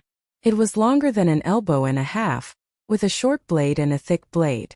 There was a weight added to the blade, so when he swung the sword it was like a curved black moon towards Yuta. Most people could not change their direction in the air, but this was obviously an exception. Suddenly, a red sword appeared in Yuta's hand. Flame! She shouted angrily, and a dazzling flame appeared on the tip of the sword. The knight did not have time to react before he was engulfed in flames. Ah! The knight let out a shrill scream, and the sword in his hand flew out towards Yuta. Yuta dodged sideways and the sword flew past her cheek. Her weapon! The knight's companions finally noticed the change in the battle. They tightened the reins, trying to turn their behemoths around to support their companions. But Yuta would not give them the chance. "Mare, hold them back," she shouted, and at the same time, she kicked the chest of the knight, who was burned beyond recognition. Because the dragon knight was fastened to the saddle with a belt, this kick only caused the knight to sway a little. That was enough. She had already landed firmly on the drake's back. She reached out and grabbed the knight's helmet, forcing him to tilt his head back to reveal the weakest part of his neck. Then she slit his throat with her sword. Steaming hot blood spurted out, covering her gloves and wrists. Janna's expression did not change. She sheathed her sword and swung it hard, cutting off the leather straps on the knight's thighs and calves. Then she tossed him off the drake's back as if he was trash. The remaining night crews could not help but be angry when he saw this scene. He roared, "Damn it!" They immediately left Mare and the others and turned to attack in this direction. Of course, this decision was not only driven by anger, because Yuta, who had seized the dragon, was now the biggest threat to them. The scout cavalry alone was not a threat to heavy knight like them, but the rider on the dragon's back was different, not to mention that this woman had shown first-class strength. Moreover, she had a fantasy weapon in her hand. In a battle of this level, this weapon was the power that could change the outcome of the battle. Sir Mary was quietly waiting for the results of the battle. He did not know how many enemies there should be behind the forest. Judging from the previous performance, it should not be too many, but no one dared to guarantee that. War was not a gamble. Perhaps this was just a means to confuse them? Therefore, he carefully sent out a few vanguard teams and let the main force follow closely behind. The free time was just enough for the skeletons to regroup. The false alarm just now had wasted a lot of time. He faintly felt that something was wrong. He could not help but subconsciously look in the direction of the Latch Mountains. In that direction, a huge fireball was gradually sliding below the horizon. On one side of the dark blue sky, Wei Uedimus outlined a silvery white silhouette. It was not early anymore. He turned his head back a little anxiously. In front of him was a pitch-black sea of shining silver trees. In fact, it was not that thick. Fog had already started to form in the forest. Shadows flickered and it was silent. Only the rustling of footsteps echoed in his ears, as well as the heavy footsteps of the earth dragon. The silent darkness was more like a terrifying monster, quietly waiting for its prey. Why hasn't anyone come back yet? He finally could not help but ask. This kind of silent and uneasy waiting was suffocating. The skeletons sent out are all gone. The middle-aged man dressed as a wizard said in a lower voice. But they were not destroyed fast enough. The enemy may be really short of manpower. But my people haven't come back yet. Sir Mary frowned and replied. They probably won't come back. The middle-aged man replied with a frown. But we can't be held back here by them. He looked back and said, My servants are ready. It's time to give the order, Commander. Sir Mary looked at the flickering forest again and hesitated for a moment. He knew that the middle-aged man was probably right. The enemy dared to hold them back even though they were short of manpower, which meant that they were probably an elite force. If that was the case, then the vanguard he sent out might really not come back. But if he guessed wrong, then a wrong order would bury the entire army here. Perhaps his own death would not be regretted, But if that secret fell into the enemy's hands, he could not help but shudder at the thought of it. But he could not stay still. The feeling of uneasiness was still lingering in his heart. On the other side of the forest, the last drake fell heavily on the ground, kicking up a cloud of dust. Beside the huge body of the drake, Yuta was bathed in blood. The two young men were also seriously injured. Only Mare was in a slightly better condition, but he was also injured. The battle did not last long, but for Yuta and the rest it was a long battle. The White Legion Knight's strength was outstanding. Except for Yuta, even the most outstanding among the young men, Mare was far behind. If Yuta had not taken out one of the vanguard at the beginning and used the advantage of the weapon in her hand and the deterrence of the explosive crystal, they would have paid a heavy price even if they had taken down the vanguard cavalry in the end. Casualties were inevitable, and they might not have been able to stop the vanguard from reporting to the main force. Fortunately, everything went well. Cruz's army was still moving very slowly, which at least meant that everything they had done so far was worth it. But after all, the delay was not endless. It seemed that the commander of the Cruz army had finally made up his mind. Mare squinted his eyes. He could already see the dense banners of the Cruz Knight Regiment behind the Silver Flash Forest slowly moving forward. Although the undead army behind them did not have any banners, they should be following closely behind. Perhaps they were even in front. "They're coming," Mare replied a little dryly. Although he had the determination to face death from the moment he became a knight, when he really waited until this moment, he realized that he might not be fully prepared. It was not because of fear or cowardice, but because he was unwilling to accept the fact that he was not fully prepared. How could he die in such a place? Jana didn't say anything. She just nodded quietly. Oh. Chapter 1032. Time was like a ghost in the forest, quietly passing by minute by minute. "Sister, what is this place?" Yuta widened her eyes in fear. She realized that she was not holding a sword but a soft hand. The owner of the hand was looking at her with a tilted head. The owner of the hand was looking at her with a pair of green eyes. Her black hair was draped over her shoulders, and she was wearing a white robe. Her bare feet stepped on the thick green moss like a fairy in the forest. "Sister." "Otis, this is..." The nightmarish memories from 10 years ago came back to her. "No, Otis, don't stop. Run." Yuta suddenly felt that her hand was empty. Her sister disappeared like a reflection in the water. What replaced her sister was a ray of light in the darkness. It was the tip of a sword. The illusion in front of her made her shiver. She raised the white lion sword in her hand. Clang! The two swords clashed. Sparks flew everywhere. Yuta was caught off guard and took a step back. The Knight of Cruz in full armor was also startled. Under the metal mask, a muffled voice came out. "White lion sword. Erwin's people?" She was distracted. Yuta broke out in cold sweat. She never thought that she would make such a fatal mistake in battle.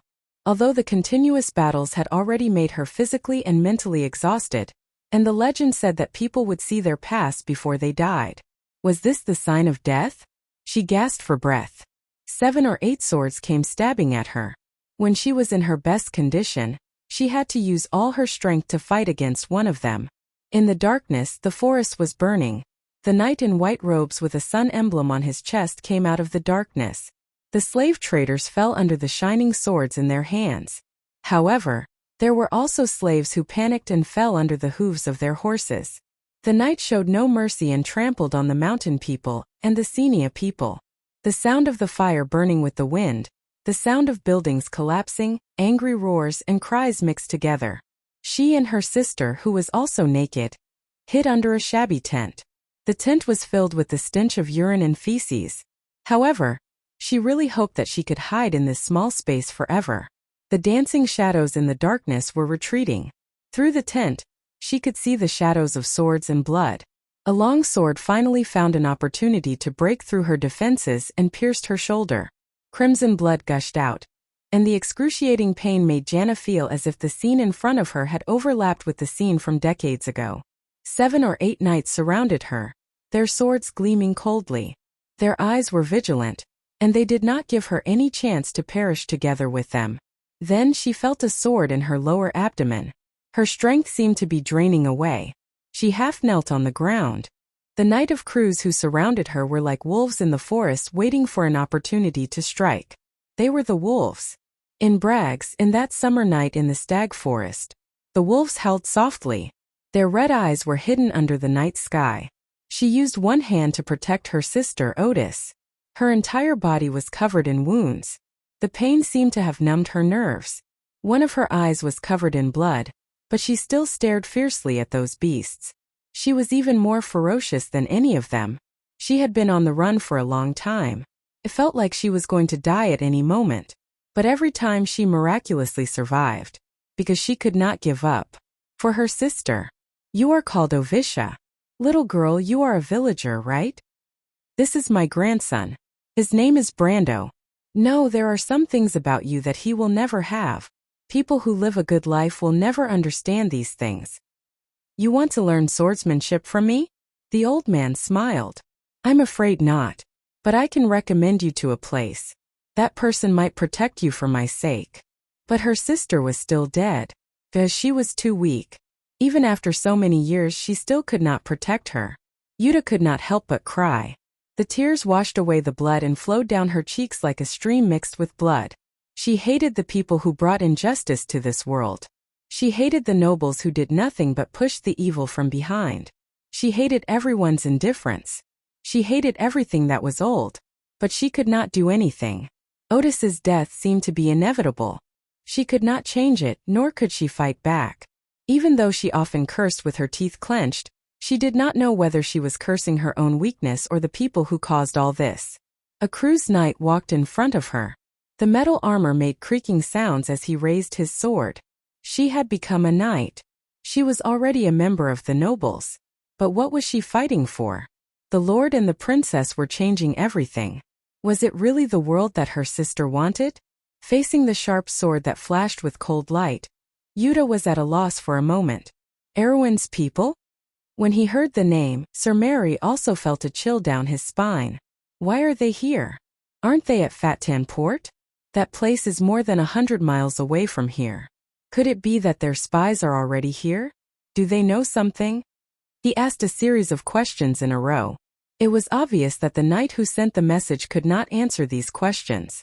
He could not even answer any of the questions. They were also inexplicably surprised. They originally thought that it was the army of the nobles in the north, or the army of the Flower Territory. This answer was beyond their expectations.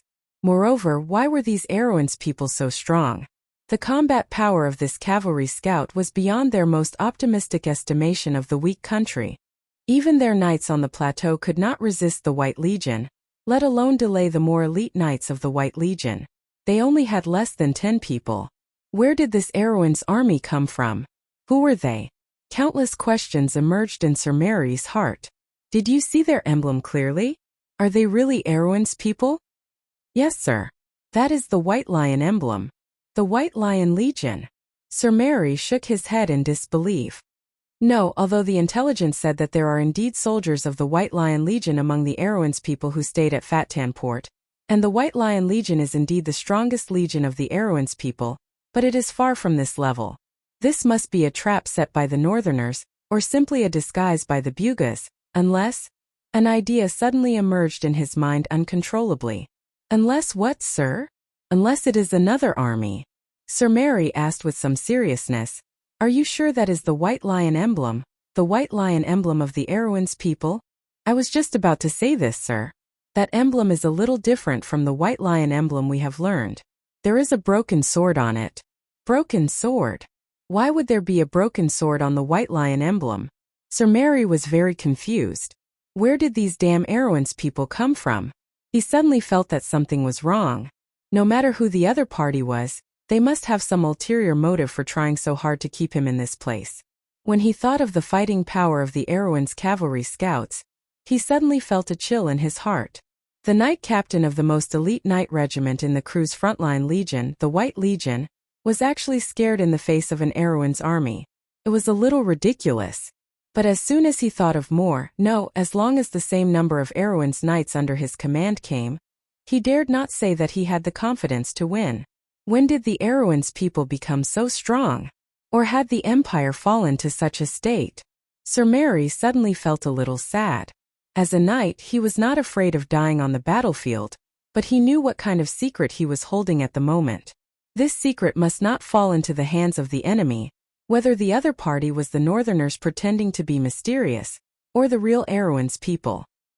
He looked back and saw that the gloomy wizard also had the same expression. They both nodded. Prepare to attack. Don't pay attention to the harassment of the cavalry scouts. As long as anyone dares to block the path of the army, crush them. Before nightfall we must pass through this valley. He fiercely pulled out his long sword. Crews destroy all enemies you see. But this time there was no roaring sound of agreement. The scene was a little strange. Even Maruoli himself was at a loss for words. A man with a sword slowly walked out of the forest. His black windbreaker reflected the silver moonlight.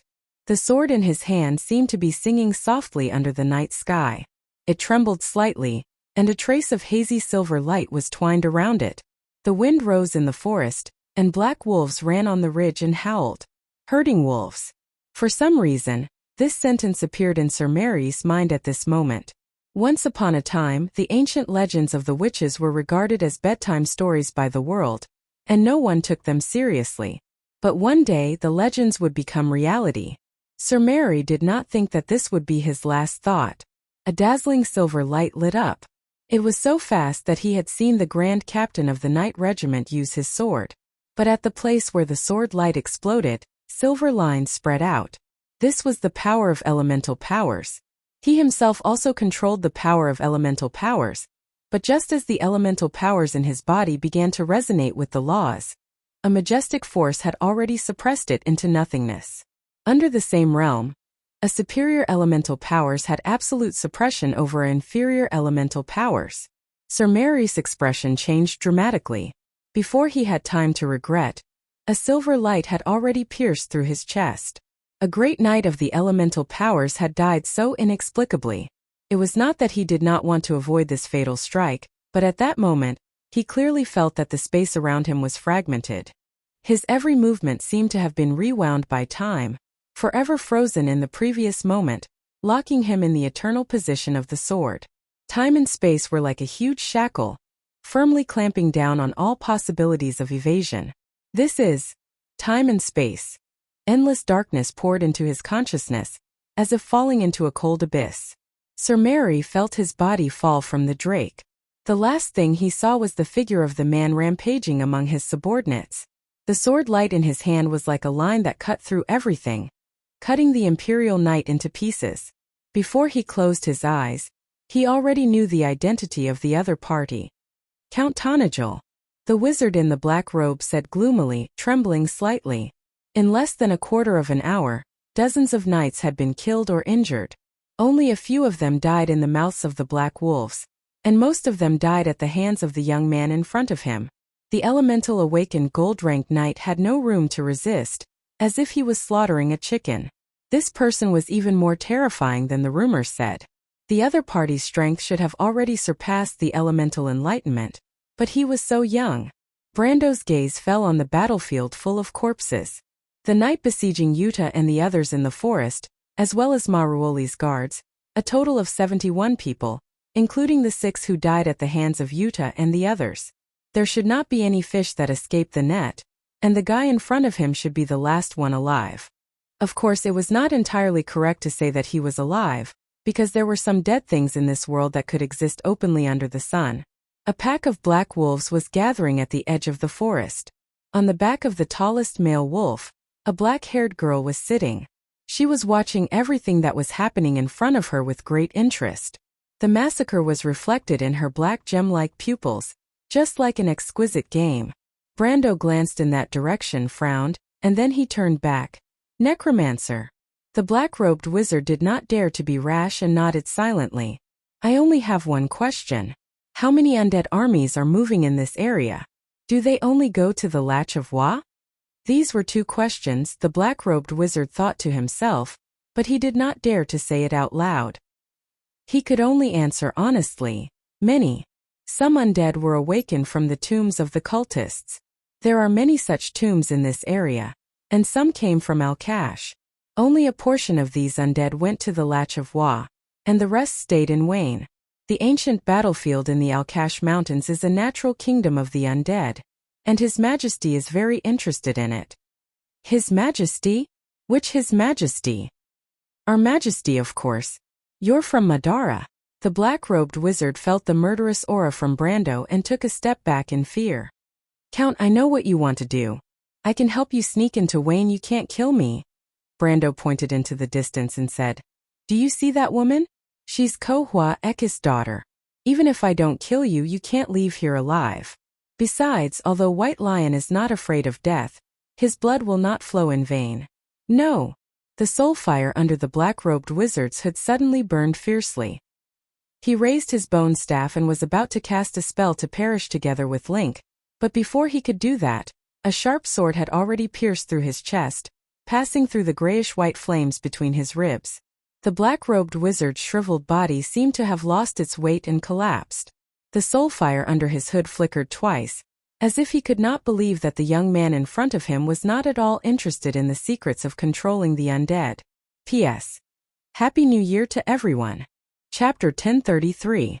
After the death of the necromancer, his shriveled body had lost the nourishment of the flame of the soul. Suddenly, it spontaneously combusted and turned into a pile of ashes that fluttered to the ground. Brando retrieved his sword and searched through the necromancer's belongings. He did not find anything of value. Perhaps it was because the necromancer was a twisted existence. Won's mana retroaction was vividly displayed on the necromancer's body. In his previous life, many players were unwilling to fight the necromancers for this reason. He furrowed his brows slightly and pondered over the details of the treasure that Bai had described. Then, he recalled something and turned his gaze to the necromancer's bone staff that was lying quietly by the side. The so-called necromancers in Madara were not necromancers who were proficient in dark witchcraft or necromancy. Instead, they were liches. The necromancer from before was naturally the same. Those who were not familiar with Madara would not be able to tell the difference, but it was not difficult for him. Liches were relatively low-level existences in Madara's undead army. Their strength was weak, and necromancers were rare even in the kingdom of the Dead Moon. Most of them were of noble birth. They were either the direct subordinates of the undead king who held the Mercury staff, or the proud disciples of some master. The necromancer's craftsmanship was passed down from generation to generation, and they had long formed a strict organization to protect their own interests. This organization was the famous necromancer sequence. Necromancers who were born in the necromancer sequence would not easily appear in the kingdom of mortals.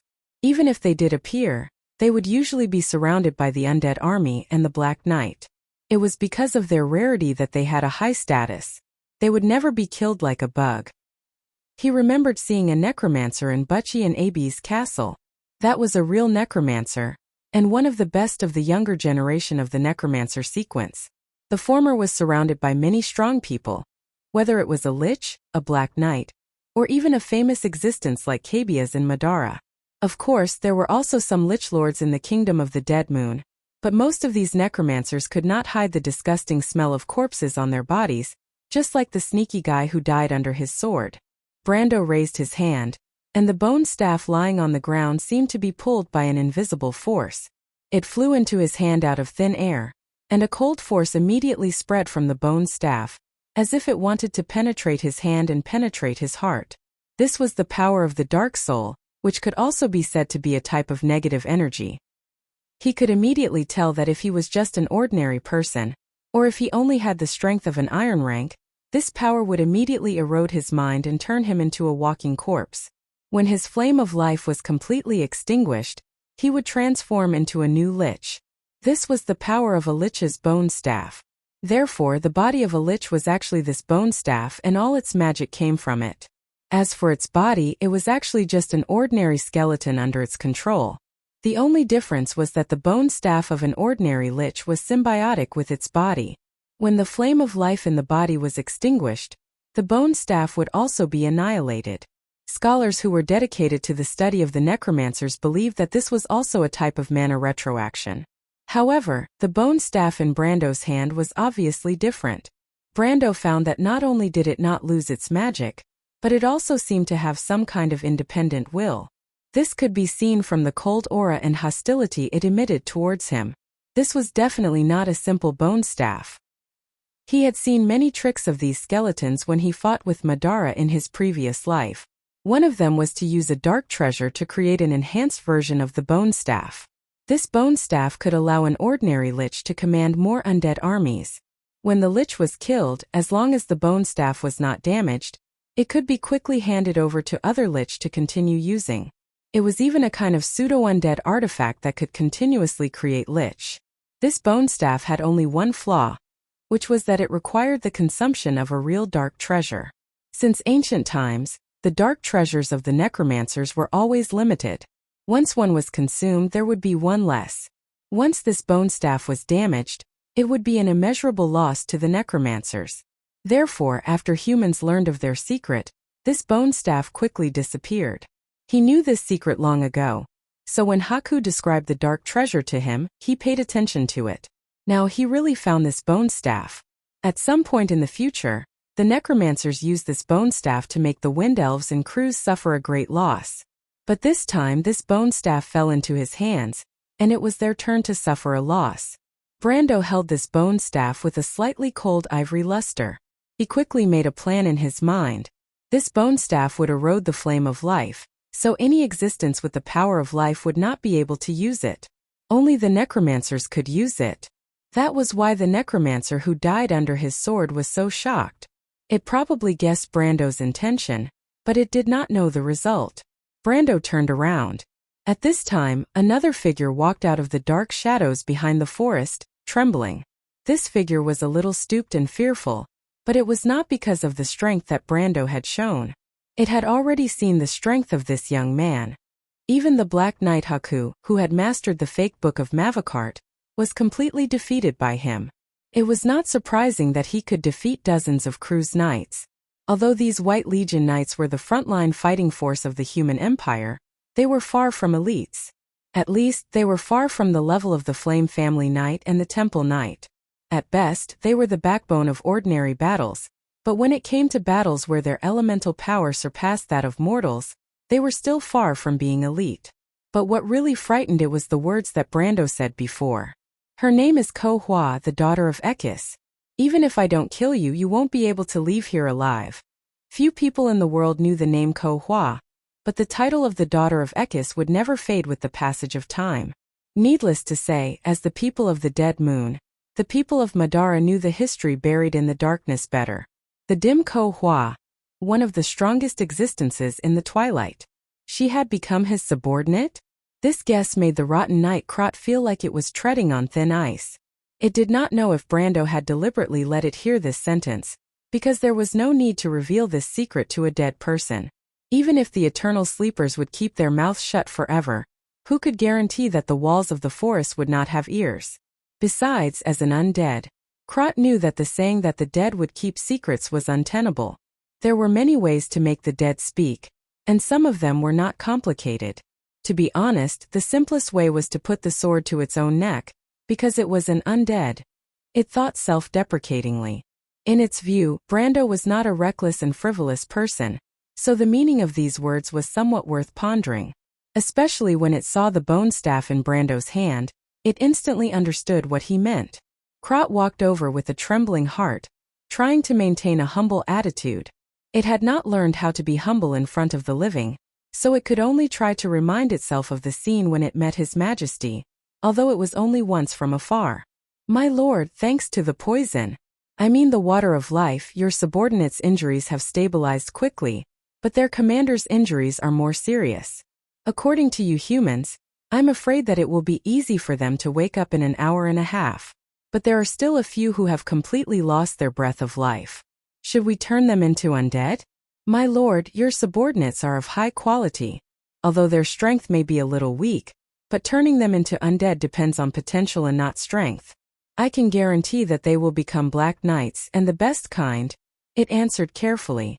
Even so, it almost said the wrong thing because to the undead, holy water that contained strong positive energy was highly toxic. Before the Knight of the Holy Cathedral cleaned up the undead, they would often splash holy water on their swords.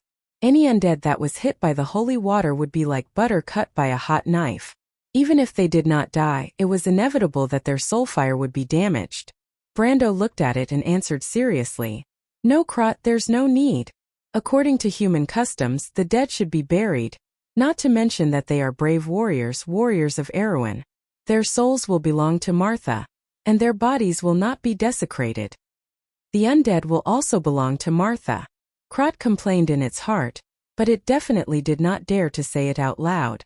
It actually knew about this human custom, but it did not quite understand it, and it was just a subconscious suggestion. In Madara, if such excellent corpses were not turned into undead, it would be seen as a disrespect to the undead moon. So these humans were a little strange to it, of course, including Brando. Brando seemed to know what it was thinking and said, Mr. Krot, I know that you are an undead, and your faith belongs to the undead moon. The world of the living is incompatible with you. You are not my subordinate, and you do not belong to Erewhon. Krot was slightly startled, and the soul fire in its eyes flashed. It did not understand what this young man meant by saying this to it. Brando did not care whether it understood or not, and continued, The dark prophecy mentioned that the holder of the Mercury staff will represent the will of the undead moon. It will descend to this world, and it will unify the kingdom of darkness.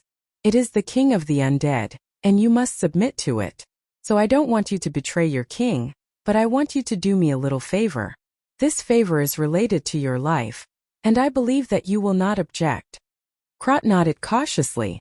Of course, it knew that its life was in the hands of this young man, or else the lich from before was the best description. Even without the lich, it did not think that its life was more precious than the Black Knight.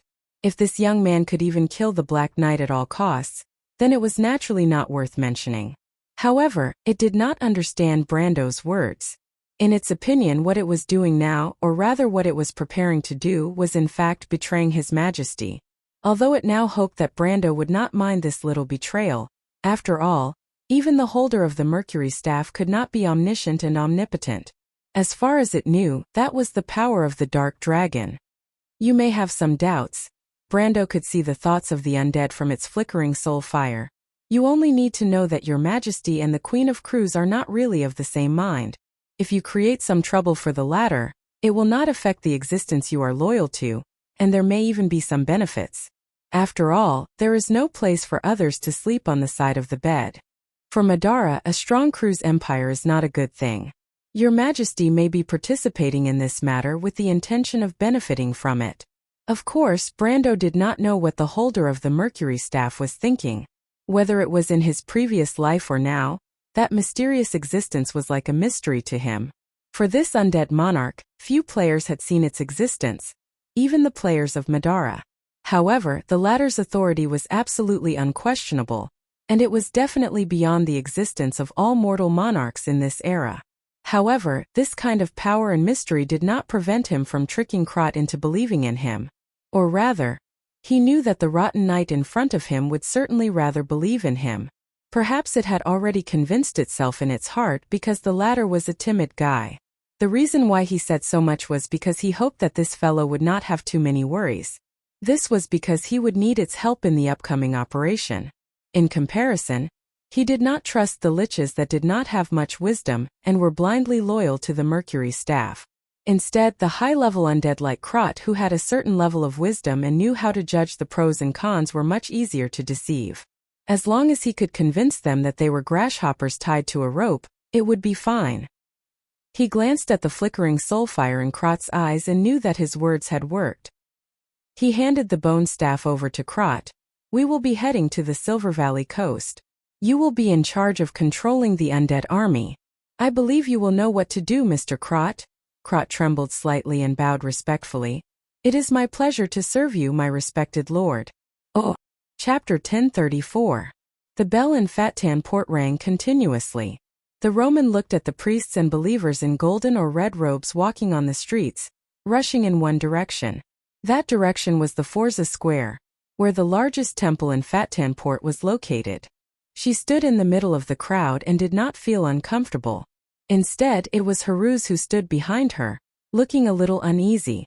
Suddenly, the Roman saw a familiar figure in the crowd. She waved her small white hand in the air excitedly. Mr. Alamov, the middle-aged man in a robe and dressed as a priest, was slightly stunned. He turned around and looked at her with surprise. Miss Roman? At this moment the bell in Fatan Port rang.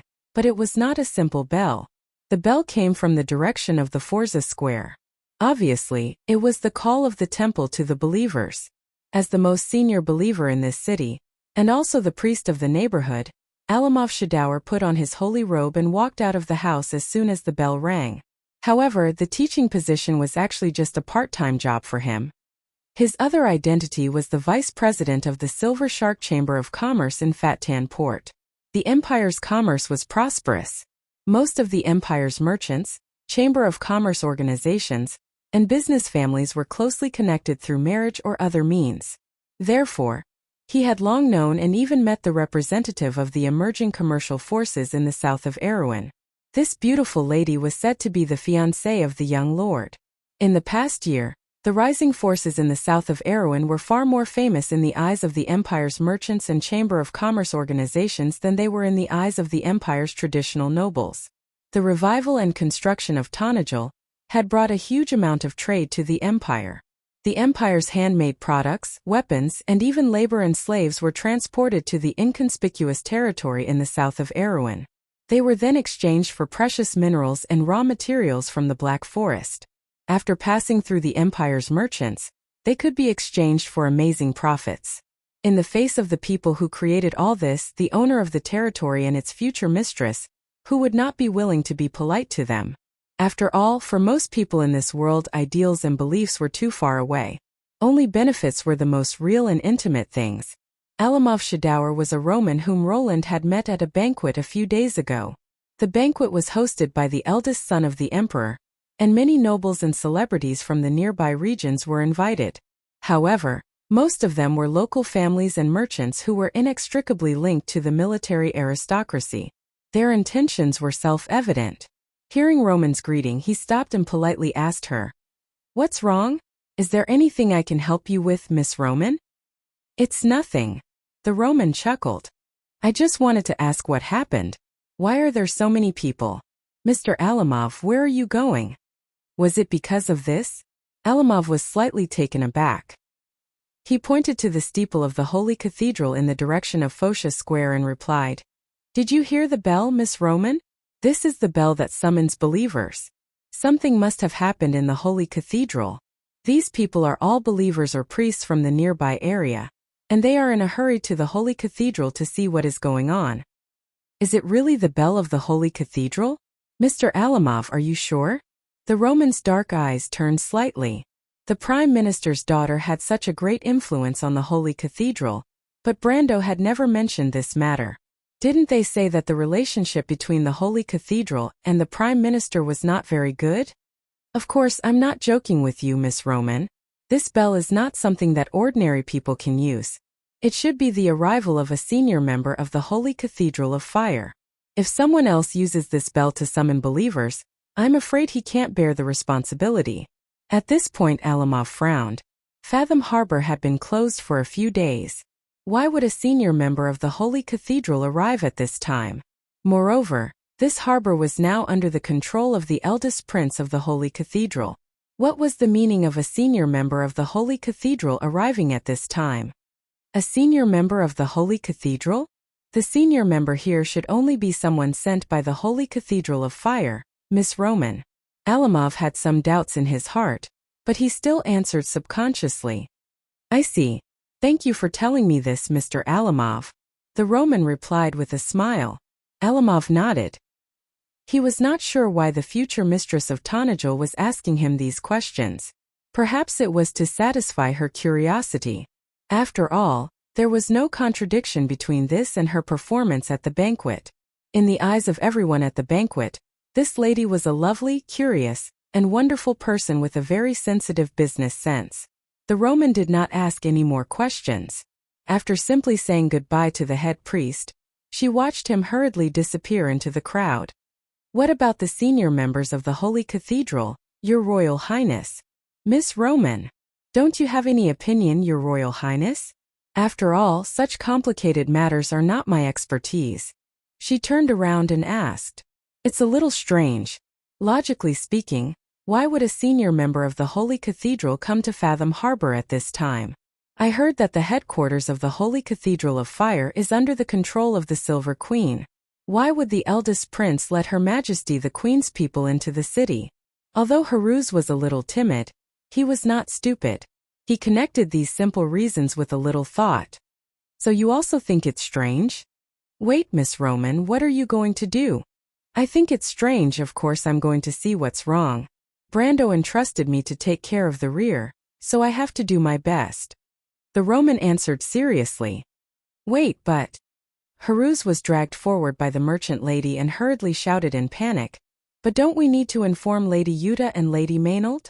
Do you think they still need us to inform them? This seems like it, but...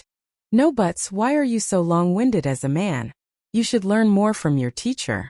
Brando is not like you at all. How can I be compared to my teacher? Haruz was so anxious that his face turned red. In the sky that was turning from red to purple, silver ships were leaving the sky above Fathom Harbor, sailing in the direction of the sublime inland sea. One by one, they gradually disappeared into the sea fog that filled the harbor. Standing on the bridge of the harbor, Delphine's long purple hair danced in the wind. Judging from her back and her elegant long hair, she could be regarded as a peerless beauty. However, under the fluttering hair was a hideous and terrifying face. Scars from burns crisscrossed her face. One of her eyes was sunken in the depths of her eye socket, as if there was no light at all. Only the spirit contained in the other eye vaguely showed that this face once had a moving charm. She was still sitting in the wheelchair, but the silver dragon lady was nowhere to be seen. At this moment, Marjorie was pushing the wheelchair. As for Eugenie, he stood further away. The latter did not seem to be interested in the Prime Minister's daughter at all. He was even very angry about the fact that she let Marjorie push the wheelchair. However, Delphine did not care at all. She stared at the huge fleet in front of her and frowned. Previously, Brando suddenly asked her to send an order for the fleet to sail. The other party must have found an opportunity. This fleet was obviously targeting the White Legion. The young lord from Erewhon seemed to be ready to show his fangs to the Silver Queen. 6 o'clock. What? Eugenie, who was not far away, was confused by her words. What did you say? The time is not right, Delphine replied while staring at the sky. The last fleet left the harbor at 7 o'clock in the morning, but it doesn't look like it's 8 o'clock now. Isn't that the dawn? The dawn is in this direction. That's the sunset. Delphine replied with certainty. That's impossible. It's only been an hour since dawn. The Duke's daughter was shocked, but she suddenly thought of something and blurted out, Is it another solar eclipse? Delphine did not speak. At this time, the sound of the bell in the city finally came from afar. She raised her eyebrows slightly and asked, What bell is that? Eugenie did not seem to care too much about the bell. She was still staring at the golden line on the sea and answered casually, It sounds like the bell of the Holy Sanctum. No, Delphine frowned and shook her head. This bell. Someone from the Holy Sanctum has arrived at the headquarters. The headquarters of the Holy Sanctum? Eugenie was stunned. What do you mean? How can someone from the Holy Sanctum come here? Marjorie had heard from the Shire that the adoratress of the Leo Palace looked like Sydney. He was about to say something, but the Prime Minister's daughter interrupted him. Marjorie, go and inform the Shire that there's a problem. It's not Lady Sydney. Tell him to be careful and prepare for battle. Marjorie was also stunned. He wondered how she knew that it was not Lady Sydney, but as a professional soldier, he chose to obey the order immediately. I understand, Miss Delphine. Yuta woke up from her coma when she felt the carriage shaking. The light around her was a little dim, as if it was 6 or 7 o'clock in the evening. The narrow space looked like the cabin of a large carriage. The dim orange-red sunlight shone in from the outside. It was dusk or early morning. She frowned for a moment, and the pain in her body immediately came back to her. Only then did she remember the previous battle. She thought she was going to die, but Brando arrived as promised. You're awake, sister? Crew's voice came from the side. She turned her head and saw the latter sitting cross-legged with a thick magic book on his knees. Not far from him, near the entrance of the carriage sat Mare and a few other young people. She subconsciously counted and found that at least half of them were missing. When Mare heard Crew's voice, He turned around and saw the situation here. He saw Yuta's gloomy face and understood what the latter was thinking. It's not bad. Fortunately, the Lord came in time. Otherwise, the loss would have been more. Even my lord would have died there. Yuta frowned. Such a heavy loss reminded her of the battle in Abes. My lord, you don't have to blame yourself. I learned in the Royal Knight Academy that there must be blood in war, whether it's us or the enemy. Mare seemed to know what his superior was thinking and advised. The only thing we can do is to make the enemy bleed more than us. But you are so young, my lord. There are adventurers and mercenaries dying in Erewhon at every moment. Some of them are much younger than us. My lord, you used to be a mercenary leader, so I'm sure you're used to it. After hearing Mare's words, not only Yuta, but even crew became silent. Indeed, they had been in the south for a long time and were used to death. Whether it was in Erewhon, Cruz, or even the 10 cities further away, the adventurers and mercenaries' living conditions were far worse than theirs. As members of the White Lion Guards, they could at least eat their fill. But in the south of Erewhon, many adventurers and mercenaries lived like outlaws, struggling on the verge of starvation and death. At that time, they didn't seem to care much about it. It was just like how Grodin's companions were hanged in Ab's castle. And most it made them angry. They didn't know when these people who lived on the edge of the blade became so sentimental. Mare, what made you sacrifice everything? She suddenly asked in a low voice. Ambition, the young man replied faintly. Sir, you don't understand. A bastard like me is not qualified to inherit the title of nobility. The best way out is to become a knight under a certain important person. From then on, we will be bound together for good or ill. The structure of the kingdom hasn't changed for many years. No matter who I follow, the end result will only be a small piece of land when I'm old or injured. I'll get married and have children. One of my children may encounter some opportunity in the future and become outstanding, but that's not the life I want. My lord is the only one who can overturn the entire Aween's structure. Only by following behind him and participating in all of this will I be able to create a miraculous achievement and change my own fate. I want to prove to everyone that I am the best. Crew was surprised and smacked his lips a few times. He probably didn't expect his inconspicuous companion to have such a long-term dream. In comparison, his biggest dream was to become a real magus, or even more exaggeratedly, if he could reach the level of Master Charles, then he would probably wake up laughing in his sleep. Oh! Chapter 1035. The liquid metal, which looked like pure gold, flowed on Brando's palm and changed its shape. It contained a substance similar to light. Milky white light flowed along with the flow of the liquid, like a magnificent diamond of light. Brando stared at this beautiful object. This was the complete form of the law fragment when it was activated. It was the combination of the law of Wond, a part or fragment of the Tiamat code. It was the closest thing to the origin of the world, a product, a supreme creation of the gods. He had never come across such a thing in his previous life. At this moment, his heart was filled with admiration. Putting aside the essence of this thing, just the degree of perfection of the law fragment was enough to make it the supreme of the Wond. A beautiful object. At the moment when the law fragment was activated, Brando understood how to use it. The main function of the law fragment was to construct the law, which was also its original form, the Tiamat code itself. Power. As everyone knew, the world of Wond was chaotic. There was no change of day and night, and there was no cycle of seasons.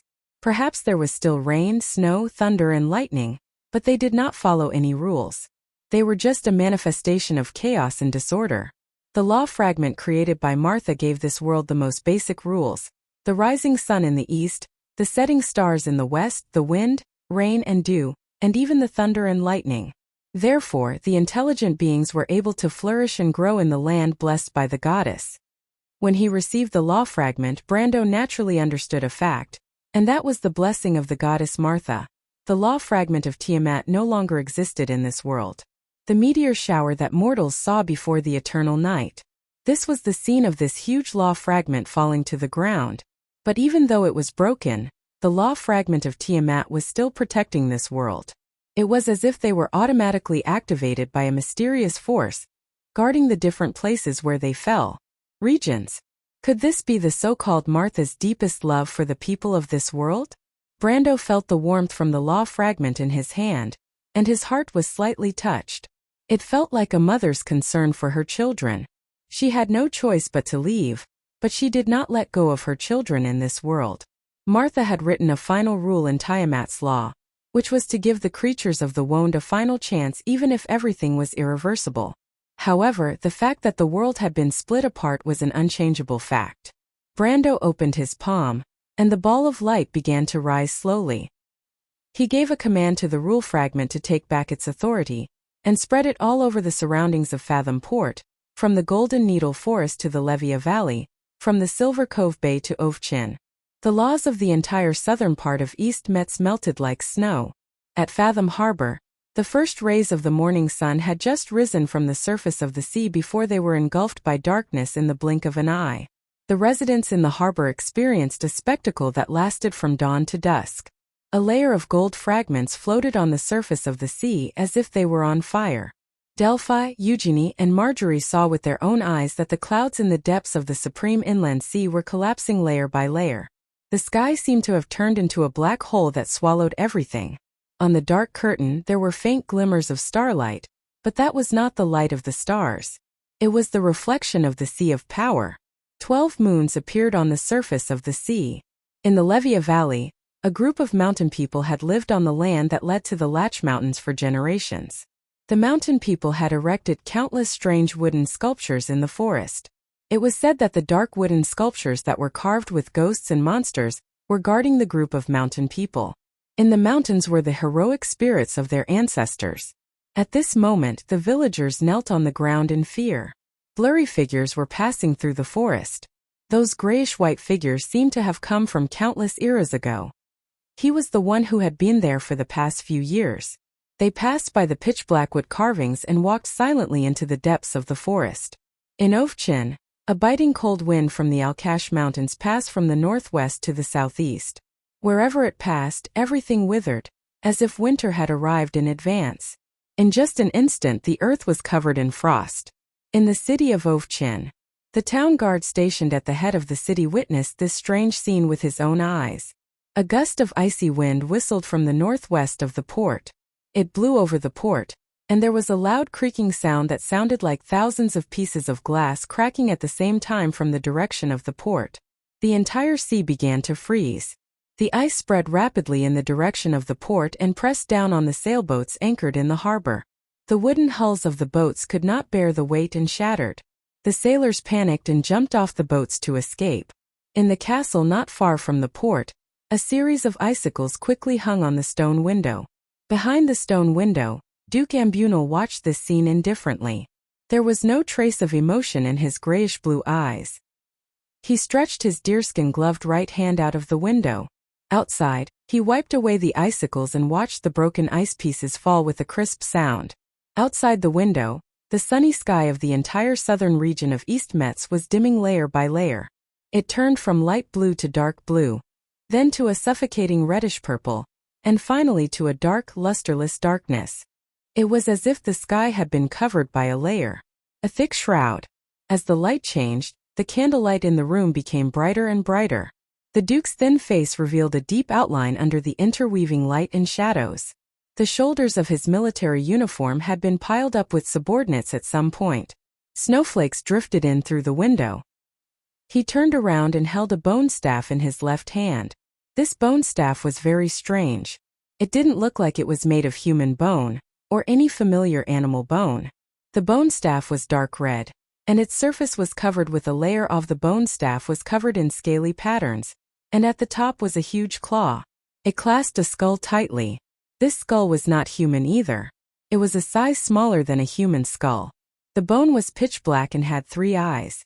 In fact, this was a scorched hell demon. The skull of a demon. Duke Ambunal held the bone staff in his hand and shook off the snow on his body. He said to the mayor of Ovchin, Count Breyer, who was in the room, "It seems that Her Majesty did not lie to us. This world is no longer the one we know. This is a world. Under the calm surface, there is a deep disaster brewing. Before this, who would have thought that the Wraith Banshee was telling the truth? Seems that she has succeeded. Next, let our army of the undead set out." Count Breyer was a humorous middle-aged man. He had a deep personal relationship with Duke Ambunal. When he heard this sentence, even under the terrible scene in front of him, he could not help but joke. "You call this situation calm? My old friend, I'm afraid there is no one in the entire empire who is calmer than you." However, he still shook his head. He looked at the bone staff in Duke Ambunal's hand and said, "But I still don't believe in the undead of Madara. They are not on the same side as us. Old friend, do you really believe that they will be so kind? And the point is, if we go with the undead of Madara, it will leave a bad reputation. The other holy shrines may unite against us. This is the decree of Her Majesty." Duke Ambunal replied quietly. He took off his gloves and put his right index finger on the top of the bone staff. 2 balls of red light shone from the pitch-black skulls. Silver Bay Coast. The place had long been shrouded in the howling icy wind. The sunny scene of the southern coast of East Metz had disappeared. Even the vast sea was covered with a thick layer of ice. The waves were frozen at the last moment, forming layers upon layers. Glaciers that looked like mountain peaks, looking south along the frozen coast, formed a grayish-blue frost plain at the end of the horizon. The biting cold icy wind mixed with the snowflakes that filled the sky. Palm-sized snowflakes fell from the sky in layers, quickly forming a foot-deep pile of snow on the ground. The world was covered in a vast expanse of whiteness, as if it had covered all life. But under the snow, some existences that did not belong to this world were awakening. With a muffled sound, an undead shrouded in a tattered black cloak suddenly crawled out from under the snow.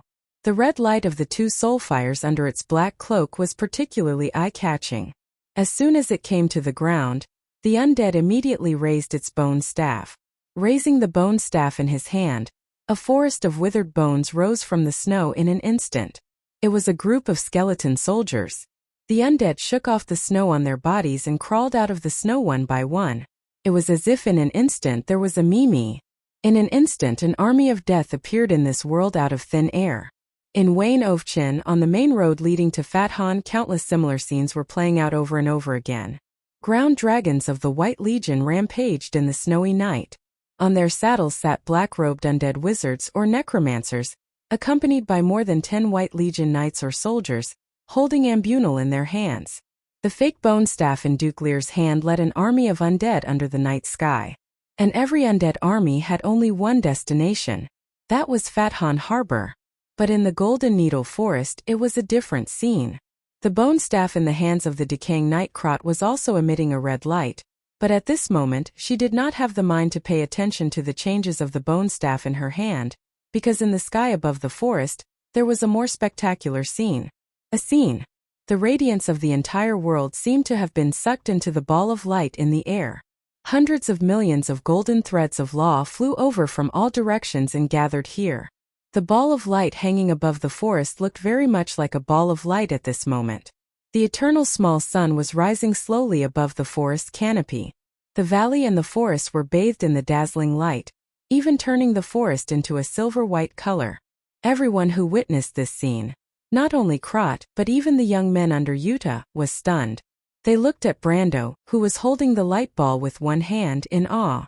They were inexplicably shocked, especially Kilo. At this moment, the decaying knight was looking at Brando with uncertainty. As an undead who was more sensitive to the power of life, he could clearly feel the strong life emitted by the light ball more clearly than anyone else. Power, that kind of power was almost endless. Just 1/10,000th of it was enough to turn him. No, not only him, but even the undead army under his control into ashes. He did not know how Brando mastered such terrifying power, but there was no doubt that this young lord from Erewhon had already been listed as one of the people he could not afford to offend. If he had some other thoughts in his heart before at this moment, he was only willing to serve Brando. Thinking of this, the dark noble from Madara could not help but bow more respectfully. On the other hand, Janna, who was under the roof of the carriage, finally discovered the abnormality outside the carriage. She fell into silence after hearing Mir's words. Then she recalled the reason why she joined the mercenary group in the first place. This small group was definitely not as ambitious as the youth in front of him. Perhaps it was just to protect themselves, and then there was a bit of admiration for Brendel, as well as respect and gratitude towards his grandfather. As for the future, she did not think too much. In fact, ever since her sister died, she rarely thought about such unrealistic things. But after this battle, she found that everything seemed to be slightly different. She could not tell where this difference came from, but when she saw the sword firmly inserted in her scabbard, the emblem of the white lion on the hilt, and the coat of arms on her breastplate, everything seemed to have an answer. At this time a strong light suddenly rose outside the carriage. Yuta was slightly stunned and could not help but look in that direction. Where is this place? What's going on outside? This is still the Golden Needle Forest. We are moving in the direction of the Silver Bay coast, Crew replied. As for what's going on outside, I'm afraid you'll have to ask the Lord. Yuta frowned, but did not immediately go out. Instead she asked, How long have I been unconscious? Not long. My lord, your injuries are quite serious, but under the effect of the holy water, you recovered quickly. It has only been 7 or 8 hours since yesterday. Mare replied. 7 or 8 hours, then it should be early in the morning now? Yuta was slightly stunned. But why did I feel like it was dusk just now? I thought I was unconscious for the whole day? You can say that. Crew continued. According to the Lord, from now on, the time of a normal person is meaningless to us. He's right. From now on in the Eastern Mets region, day and night and even time itself are meaningless. You might see some strange things later, but don't worry about it. I suggest that you get used to this situation before you prepare for battle. Brendel's voice sounded from outside the carriage. He's right. From now on in the Eastern Mets region, day and night and even time itself are meaningless. You might see some strange things later, but don't mind it. My lord? Yuta asked in confusion. What does that mean? Nothing, Brando replied. You only need to know that a long time ago, we called this world the world of Evernight. Here, Martha's laws are no longer applicable. Chapter 1036. Many believers had already gathered in the Forza Square. As the sky suddenly darkened, the scene was shrouded in a layer of uneasiness. Butter torches were lit in the square, and the light of the flames intertwined, illuminating the whole square. The crowd gathered around and whispered to each other. Most people thought that there was another solar eclipse, but the frequent solar eclipses were still not a good sign, so many people had a worried look on their faces. The gate of the temple was closed, and the huge arch was dyed with a dense dark color, like an overly serious religious painting. There were a few low-level monks in gray robes on the stairs, but no one came out to announce what had happened and why the bell was rung. Roman walked through the crowd with Haruz. The Forza Sanctum was a famous historical site in Fathan Port. Before this, she had visited it with Chiara and the elf once and happened to know that there was a secret back door in the sanctum. The two quickly bypassed the crowd and sneaked into the sanctum through the back door without anyone noticing. The back door was locked, but it was not a problem for a witch. Roman used metal melting to open the door, but accidentally caught fire, which scared the two. In the end, they hurriedly put out the fire, only to find that more than half of the door had been burned. In order to destroy the evidence, she had to ask Haruz to take down the door and hide it, which wasted a lot of time. There was a long corridor behind the back door, but there was no one at the moment. This discovery made Roman feel relieved. She tiptoed through the corridor with the little prince, and just as she turned a corner, she saw a bright light in front of her. In the dark sanctum, there was a bright hall in front of her. This discovery made her very excited. But then she found that there were monk soldiers guarding outside the hall, and her pair of small eyebrows suddenly wrinkled. Seeing this, Haruz subconsciously felt a little nervous. His first reaction was to retreat, but immediately, Brando's daily teaching finally had some effect. He calmed himself down and gestured to Roman with his hand. Miss Roman, do you want me to lead them away? The young prince compared his strength with that of the other party. Although his swordsmanship was not up to standard, his magic was already at the basic level. The two soldier monks guarding the door were only at the level of black iron. He was confident that he could win, so he cautiously made the suggestion. No need. The Roman waved his hand generously. You're Brando's student. I can't let you take the risk. Watch me. She thought for a moment and chose a dream spell from the witchcraft she had mastered. This spell was very similar to the dust of sleep of the law magic, or the hypnotism of the elemental magic. However, the witch's spells had their own strengths. They were mysterious and difficult to detect. Their spells affected the real world through the kingdom of dreams, causing people to unknowingly fall into an illusion. The Roman muttered something and pointed at the soldier monks guarding the entrance of the hall. The two soldier monks froze at the same time, then lowered their heads and fell into a peaceful sleep. Seeing that her spell was a success, she clenched her fist excitedly. There was no problem. According to White Mist as the inheritor, Miss Merchant had high attainments in witchcraft, but she was always absent-minded and forgetful when learning witchcraft. When she cast spells, there would often be some unexpected accidents. For example, misreading the incantation, misremembering the trigger bite. These were all common occurrences. There was even one time when she remembered the incantation of a spell as another spell, which was unprecedented. Dream Spell was a level 5 spell. The Roman could only cast similar spells 3 times a day. After casting it once, the merchant girl's face immediately paled. However, she did not mind. She immediately turned around and waved at Cruz excitedly, motioning for him to hurry up and follow her. The two came to the door of the hall. The soldier monks on both sides were under the spell and were sleeping soundly. They did not seem to notice the arrival of the uninvited guests. The Roman seemed to be very confident in her spell, and did not even look at the two soldier monks. Haruz, on the other hand, was more careful. He carefully observed for a while before letting out a sigh of relief and looked away. The two looked into the hall again. This hall was the main hall of the Fossa Basilica. The Flame King Gretel's holy statue was erected in the hall. Under the statue was the altar, surrounded by layers of prayer seats. At this moment, the hall was brightly lit, and a fiery red portal appeared on the altar.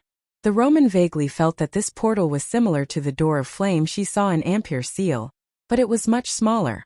The host of the Fossa Basilica, Father Jorf, was standing respectfully beside the portal. Next to him stood a priest who seemed to be of higher status, lecturing him. In addition, there were many low-level monks standing around, and Roman even saw Alamov among them. The merchant girl was a little excited to see an old acquaintance she had met not long ago. She wanted to wave and say hello, but fortunately, Haruz was quick enough to grab her sleeve and not let her go. Sister Roman, I think it's best if we don't show ourselves before we understand the situation, the young prince whispered as he wiped the cold sweat off his forehead. He also quickly changed the way he addressed her. Besides, we snuck in secretly. That's true. The Roman slapped her forehead and realized. At this moment, the voice of admonishment came from the hall without missing a single word. Father Jorf, Lady Sydney has betrayed the basilica.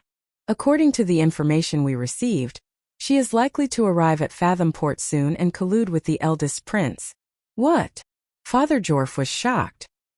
He naturally knew who the adoratress of the Leo Palace was. She was known as the most powerful person under the Holy See. How could she betray the basilica? His first reaction was disbelief. His second reaction was to realize that the rumors about the basilica's split were true. However, he still did not know what exactly happened. Although the empire was in a civil war, in reality, the internal strife of the basilica had not surfaced yet. After all, the Silver Queen's purge of the basilica was limited to the upper echelons of the basilica. She had not even issued any orders to the other parishes. These things were too far away for Jorf. Not to mention Sydney. He had only heard of the person in front of him before today. My lord, this is... You don't have to worry. This is the will of Her Majesty and the Holy See. Jorf heaved a sigh of relief. Then what should we do, my lord? The White Legion will launch an attack on Fathomport in a few days. Those who conspire against the basilica will be doomed. However, Sydney is likely to secretly use means to let the basilica participate in this war. She may even stand on the opposite side of Her Majesty and the Holy See. Your task is to stabilize the believers and low-level monks. Don't let them be deceived by that woman. I understand, my lord. I have gathered the believers according to your instructions. Shall I go and inform them now? Of course. The man nodded in satisfaction. Eowyn's undead army should already be on their way. As these undead that had been summoned were relatively low-level undead, they should be most afraid of the priests and ascetics of the Holy Cathedral of Fire in the city when they launched a sneak attack on Fathomport. However, as long as the forces of the Holy Cathedral of Fire in the city were not organized immediately, They would be able to play the greatest role in this battle. With these unexpected undead, coupled with the hill dwellers and the White Legion, the balance of this war was firmly in Her Majesty's favor. Father Yalford did not suspect anything. He turned around and was about to order the low-level monk beside him to open the door. Although he was the highest-ranking priest in Fathom Port, he was still a low-level monk in the huge Holy Cathedral of Fire. He was not aware of the power struggle behind the scenes. As a member of the hierarchical organization of the Holy Cathedral, his first priority was of course to obey the orders from the headquarters of the Holy Cathedral. He was already familiar with this important person in front of him. Moreover, this person had arrived from the Door of Flame on the altar. The latter was one of the top secrets of the Holy Cathedral of Fire. As a member of the Holy Cathedral of Fire, it went without saying what a person who could open the Door of Flame represented. However, when she saw the low-level monk leave Yalford's side and walk towards the main door of the Holy Cathedral, Roman did not realize that there was a problem. Haruz, who was beside her, said anxiously to her, "Miss Roman, you can't let them open the main door. If they control the believers and low-level priests in Fathom Port, the teachers will be in a disadvantageous position." "Is that so?" Roman's small eyebrows suddenly raised. "These guys dare to trick Brando, how despicable." After saying that, she pointed her finger at the main door of the Holy Cathedral. The low-level monk who was walking towards the door was ordering the monk soldiers to remove the bolt on the door, and was ready to open the two heavy wooden doors. However, before they could reach out, a huge human face suddenly appeared on the door. The human face opened its eyes and glanced at everyone in the hall. Then it suddenly said, "Hey guys, your luck is pretty good. You actually found this door that leads to the treasure. Do you want to get the treasure through me? No problem, as long as you can answer my riddle." The loud voice echoed throughout the hall.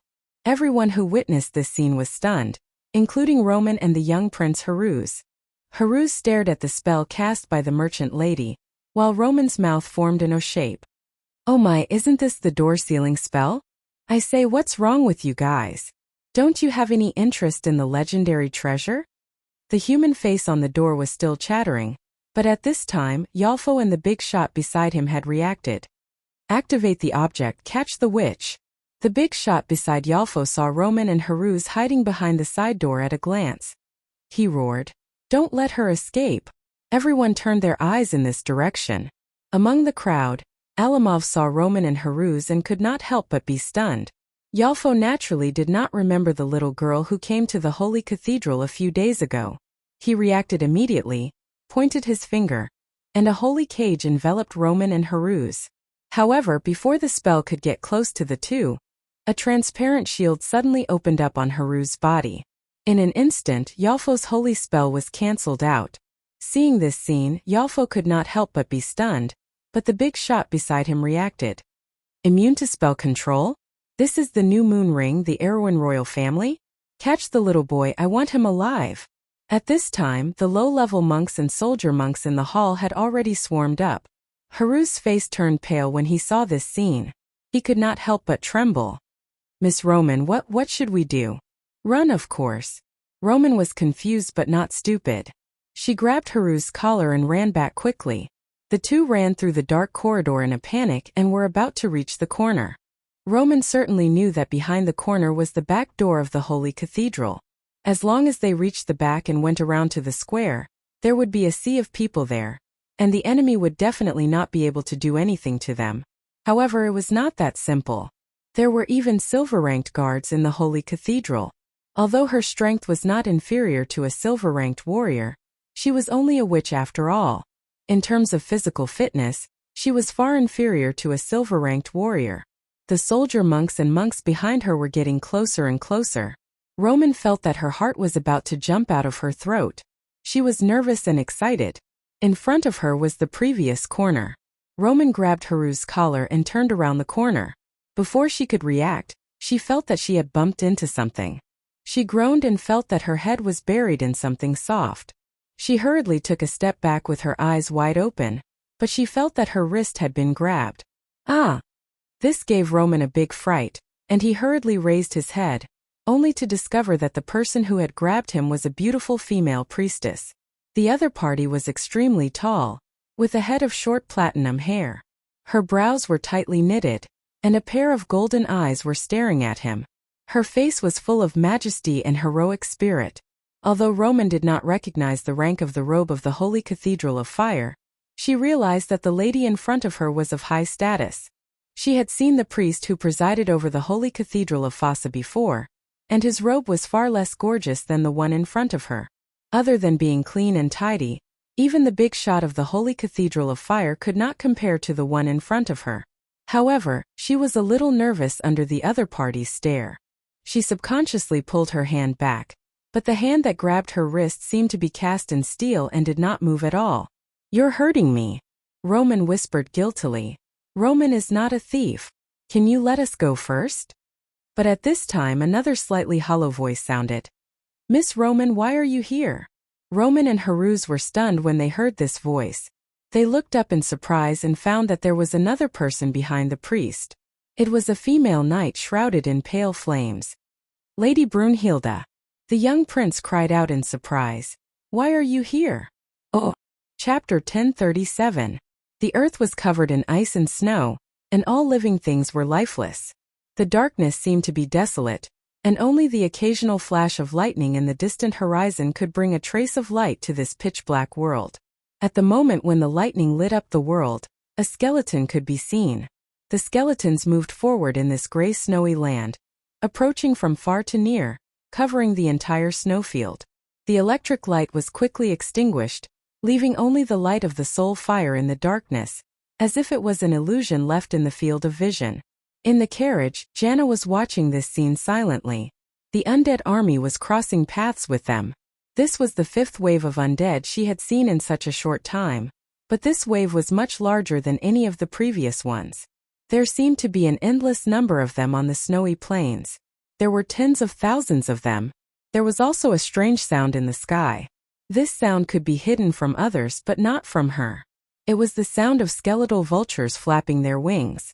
There were so many of them that she could even imagine the scene of them covering the sky and covering the sun as they flew overhead. The undead army was like a torrent, enough to swallow all living things in their path. But this small undead army they were in did not attract any attention in this torrent. The necromancers in the undead army did not even look at them. In the moment when the lightning lit up the earth, Yuta had seen a necromancer.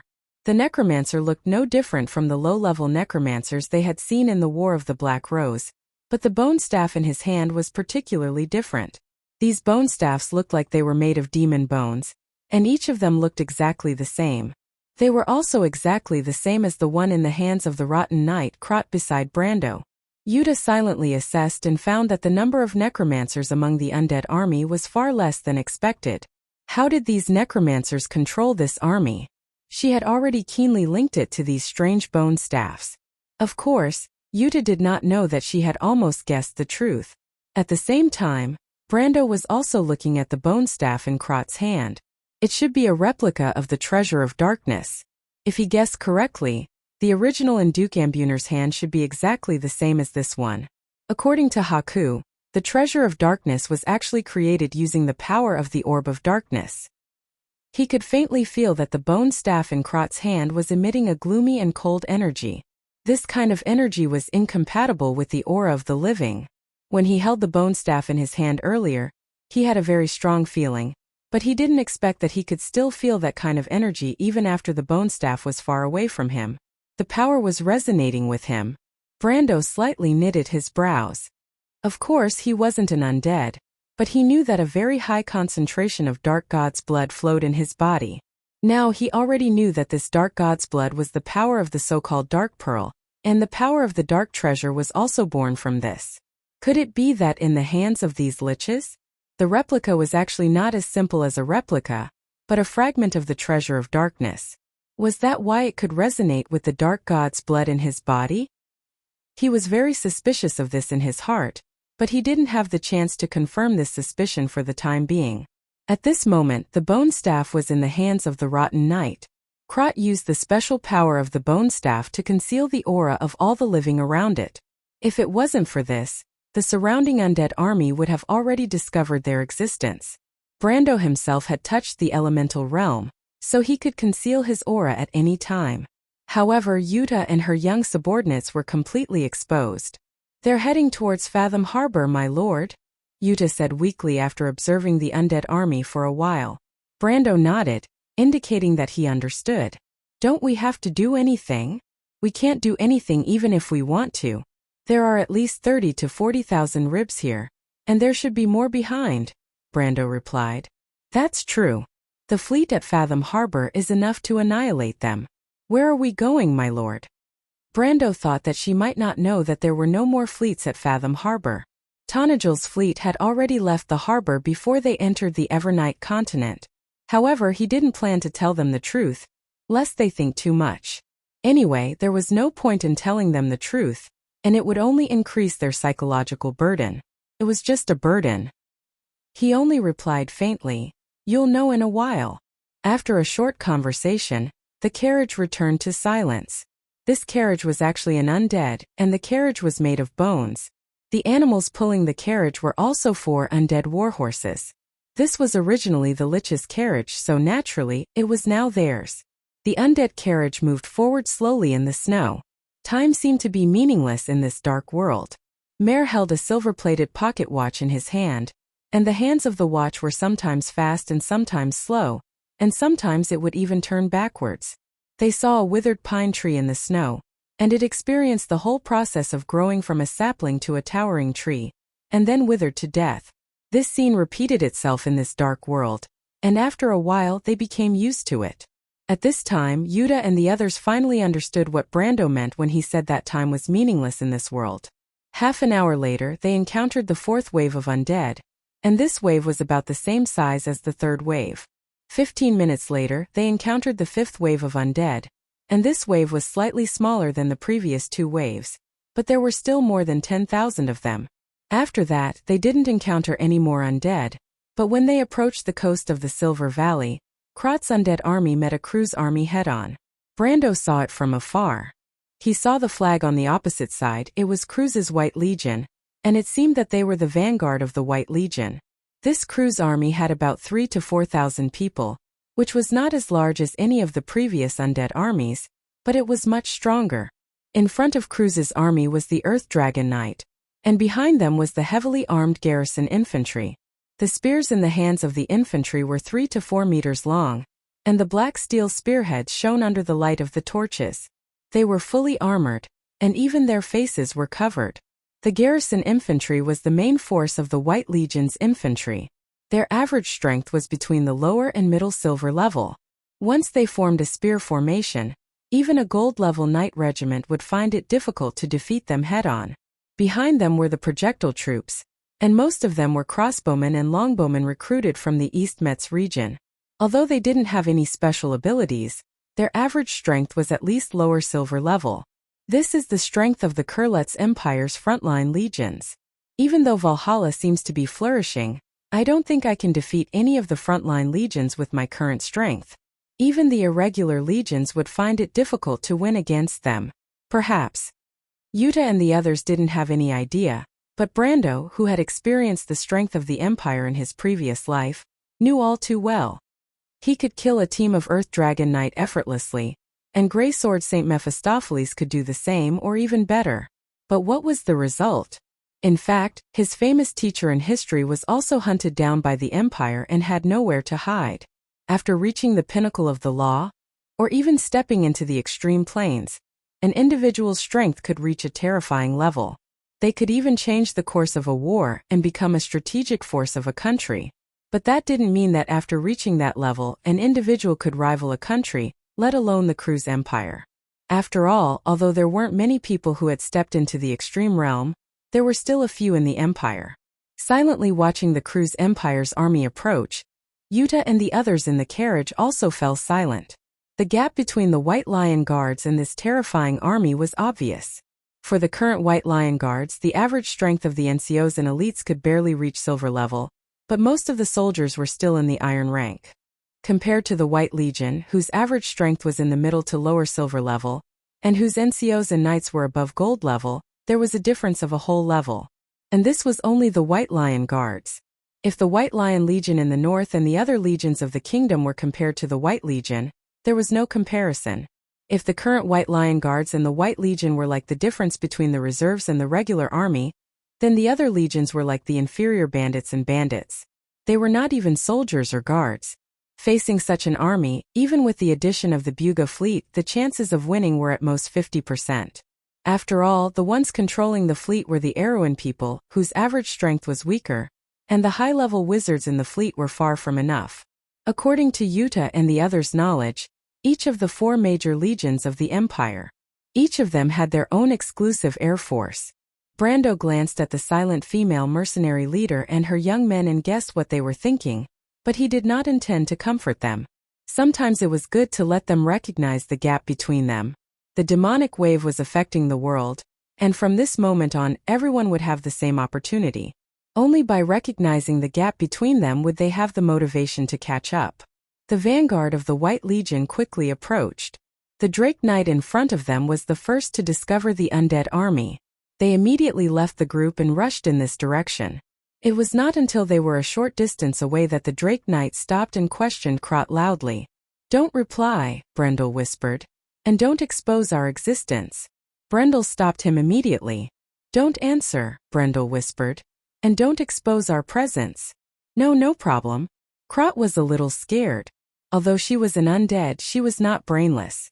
Of course, she could see the difference between the quality of the 2 armies. Although she had thousands of skeletons under her command, if they really fought, the small team of Drake Knight would probably be able to effortlessly slaughter them all. The power of the Roman Black Rose was not based on the millions of skeletal warriors. In the War of the Undead, the real masters were the powerful undead, such as the Black Knight, the humorous Worm, and the Lich. Brando nodded slowly. He had already observed that the previous undead army should be directly controlled by the Treasure of Darkness. If Krot showed too much autonomy, it might arouse the suspicion of the other party.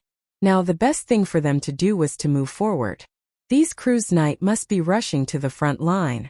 They were now just doing routine questioning.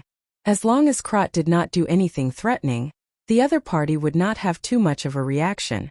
After all, who would have thought that there was an undead army that was not under Ambunal's control going in the opposite direction to Ovchin at this time?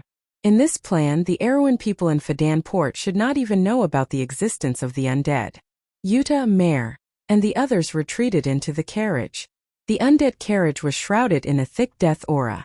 Moreover, it was quite far away, so they did not have to worry about being discovered by the other party. There was another world in the carriage. Krot listened to Brando's instructions without saying a word. She controlled the undead army to pass by the vanguard of the White Legion. After that, the Drake Knight followed behind the undead army from afar, maintaining a distance that was neither too far nor too close. As expected, they did not ask any more questions. They only turned back when the 2 armies passed by each other. It was only then that everyone in the carriage breathed a sigh of relief. Yuta could not help but look at Brando with some admiration. She did not know the secret of the bone staff. She only thought that Brando was very calm in the face of danger, just like his grandfather.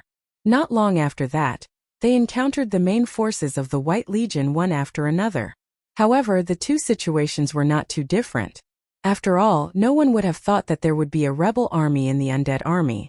Most of the people in Cruz thought that this undead army was one of the many undead armies that were wandering around Ovchin.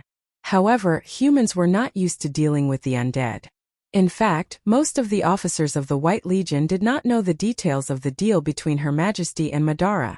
Therefore, they did not know what role these undead played in the whole plan. Especially for most of the higher-ups of the White Legion, they still subconsciously thought that the deal with Madara was something that should not be exposed to the public. Therefore, the plan itself was very secretive. In the end, most of the officers of the White Legion did not know where the undead were deployed. They only knew that the undead would cooperate with them to attack Fatten Harbor. This greatly facilitated Brando and the others. In less than 2 hours, Krot and her undead subordinates had passed through several lines of defense and arrived near Ovchin. At this moment, the whole world was dark, but Ovchin City was still brightly lit. Looking from afar at the coast of the Silver Valley, the harbor was like a bright star embedded in the dark horizon. P.S. In yesterday's chapter, there were a few places where Haruz was written as Cruz. I didn't notice. Threl. Chapter 1038. "Sydney, you've come to walk right into the trap." A slightly serious voice echoed in the hall of the Forza Basilica. 2 more people had appeared in the hall, and the one who spoke was one of them. The priest who had reprimanded Yalfo earlier was now standing respectfully behind the man with another unfamiliar face. The man was about 40 or 50 years old, wearing a holy robe that was almost the same style as Sydney's. He was slightly bald and fat. In fact, this man was Roderick, the 6th of the 11 Sanctums. Roderick Barbarossa was born in a scholastic family in Cloak Bay.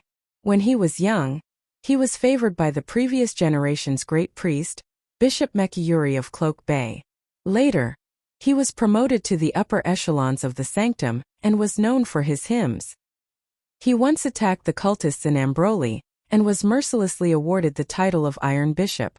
After returning to the center of the sanctum, he entered the core of the power of the 11 Sanctums.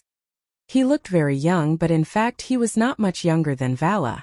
But Sydney did not even lift his eyelids to look at him, as if he was too lazy to speak. She looked in the direction of the altar, where the door of flame had disappeared without a trace. It was obvious that this was a trap, waiting for her to come here. She was not surprised at all that the Silver Queen knew that she would come here. When she escaped from the Leo Palace, she took the fragment of Holy Sword Oderfice with her. It would be strange if the Silver Queen could not even guess that. Roman and Haruz stood nervously behind the statue of the Leo Palace's adoratress, while Brunhilde was guarding them. She looked a little indifferent. Brando had ordered her to send Sydney to Fathom Harbor with the Windrider Foal. As for the fight between these mortals, she did not care much, and Sydney did not ask her for help. Probably angered by the indifference of Sydney and Brunhilde, the great priest Roderick raised his eyebrows, and a faint anger rose in his heart. Although he was the 6th of the 11 Sanctums, his real strength was not too far from Sydney's. In fact, among the 11 Sanctums, except for Vala's extraordinary strength, the others were actually on par with each other. And now, he had the help of 2 high-ranking priests from the scholastic faction, so he really did not know where Sydney's confidence came from. Was it because of that woman? Roderick glanced at Brunhilde and saw that this Valkyrie was at most at the level of elemental enlightenment. As for Roman and Haruz, he simply ignored them. Thinking of this, Roderick felt a little more confident. He didn't want to complicate matters, so he immediately ordered the 2 beside him and Yalfo, "Stop her together. Don't let her escape." "My lord, that little boy should be the crown prince of Erewhon." At this moment, the high priest beside Yalford suddenly spoke. Roderick looked at Haruz with a hint of surprise in his eyes. He nodded silently and replied, "Don't worry about him. They can't run away. Just keep an eye on Sydney." Although the voices of the 2 were not loud, it was impossible for Sydney not to hear them with her strength.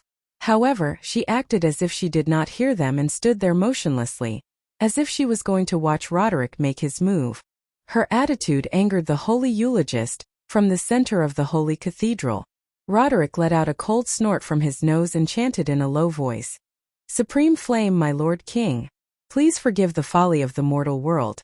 Send down your holy judgment. Sweep away all evil and darkness." A sacred light hung down from the dome of the holy cathedral and enveloped him in it. He spread out his hands and the light spread in all directions like a cage, enveloping Sydney in it. If Brando were here at this moment, he would be surprised to recognize this spell. This was one of the 74 sacred hymns of the Holy Cathedral of Fire. Hymns were one of the most powerful holy spells of the priests of the Holy Cathedral of Fire, and each of the 74 hymns was a powerful holy spell.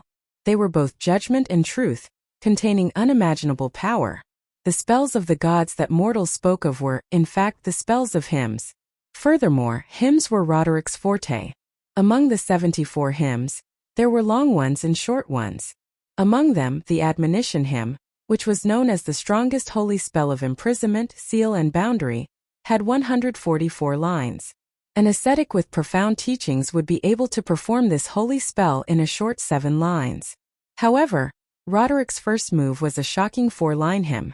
In this field alone, he could be said to be standing at the peak of the Holy Cathedral of Fire.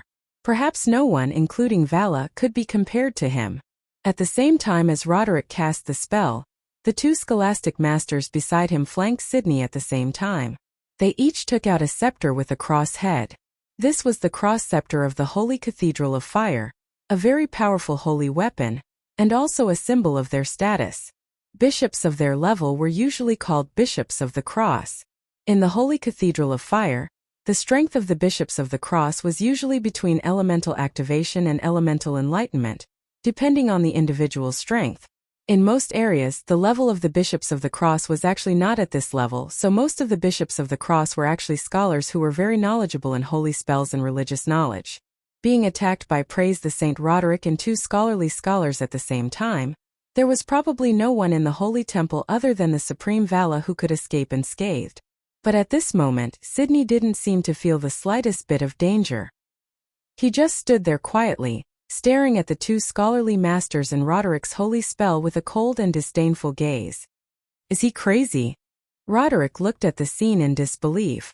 Of course, he did not think that he could casually use a spell to injure the chief priest of the Leo Palace. Not to mention him, perhaps even Vala, the Great Holy See, could not do so. After all, Sidney's combat strength was second only to Vala among the 11 Holy Sees. There was a legend in the Empire it was said that the Saintess of the Leo Palace was very talented in battle. When she was young, she could have joined the Flame Knight Regiment, but she chose to walk the path of a monk. As one of the 11 Holy Seigneurs, Roderick knew that this legend wasn't groundless, but rather it was true. Back then, Sidney had actually caught the eye of the previous generation's Grand Commander of the Knights, who wanted to personally appoint her as his successor. However, Sidney herself had opposed it, and with the protection of Vala and the previous generation's Great Holy Seigneurs, this matter was left unsettled. This woman was born to be a knight. Even if she later embarked on the path of a bishop, her fighting style was the most powerful among the 11 Holy Sees. But no matter how powerful she was, it was impossible for Sidney to stand still and take his spell head-on. What did she think he was, one of those low-level high-ranking priests? However, in the next moment Roderick felt that he was really crazy. He saw that his spell had not yet touched Sidney's body, and it broke into pieces like glass, turning into countless dust and dissipating with the wind. At that moment Roderick almost thought that he was hallucinating. This was a hymn, one of the most powerful among the 74 hymns. How could she break his spell without moving? Could it be that the woman in front of him was actually Vala in disguise? Roderick immediately threw this crazy idea out of his mind, not to mention that the Great Holy See Vala was now under house arrest by Her Majesty the Queen. Even if it was Vala himself, it was impossible for him to stand still and break his spell. Roderick suddenly thought of a terrible possibility in his mind. But before he could react, Sidney in front of him finally made a move. The Lion Palace Saintess raised her right hand and pointed at him.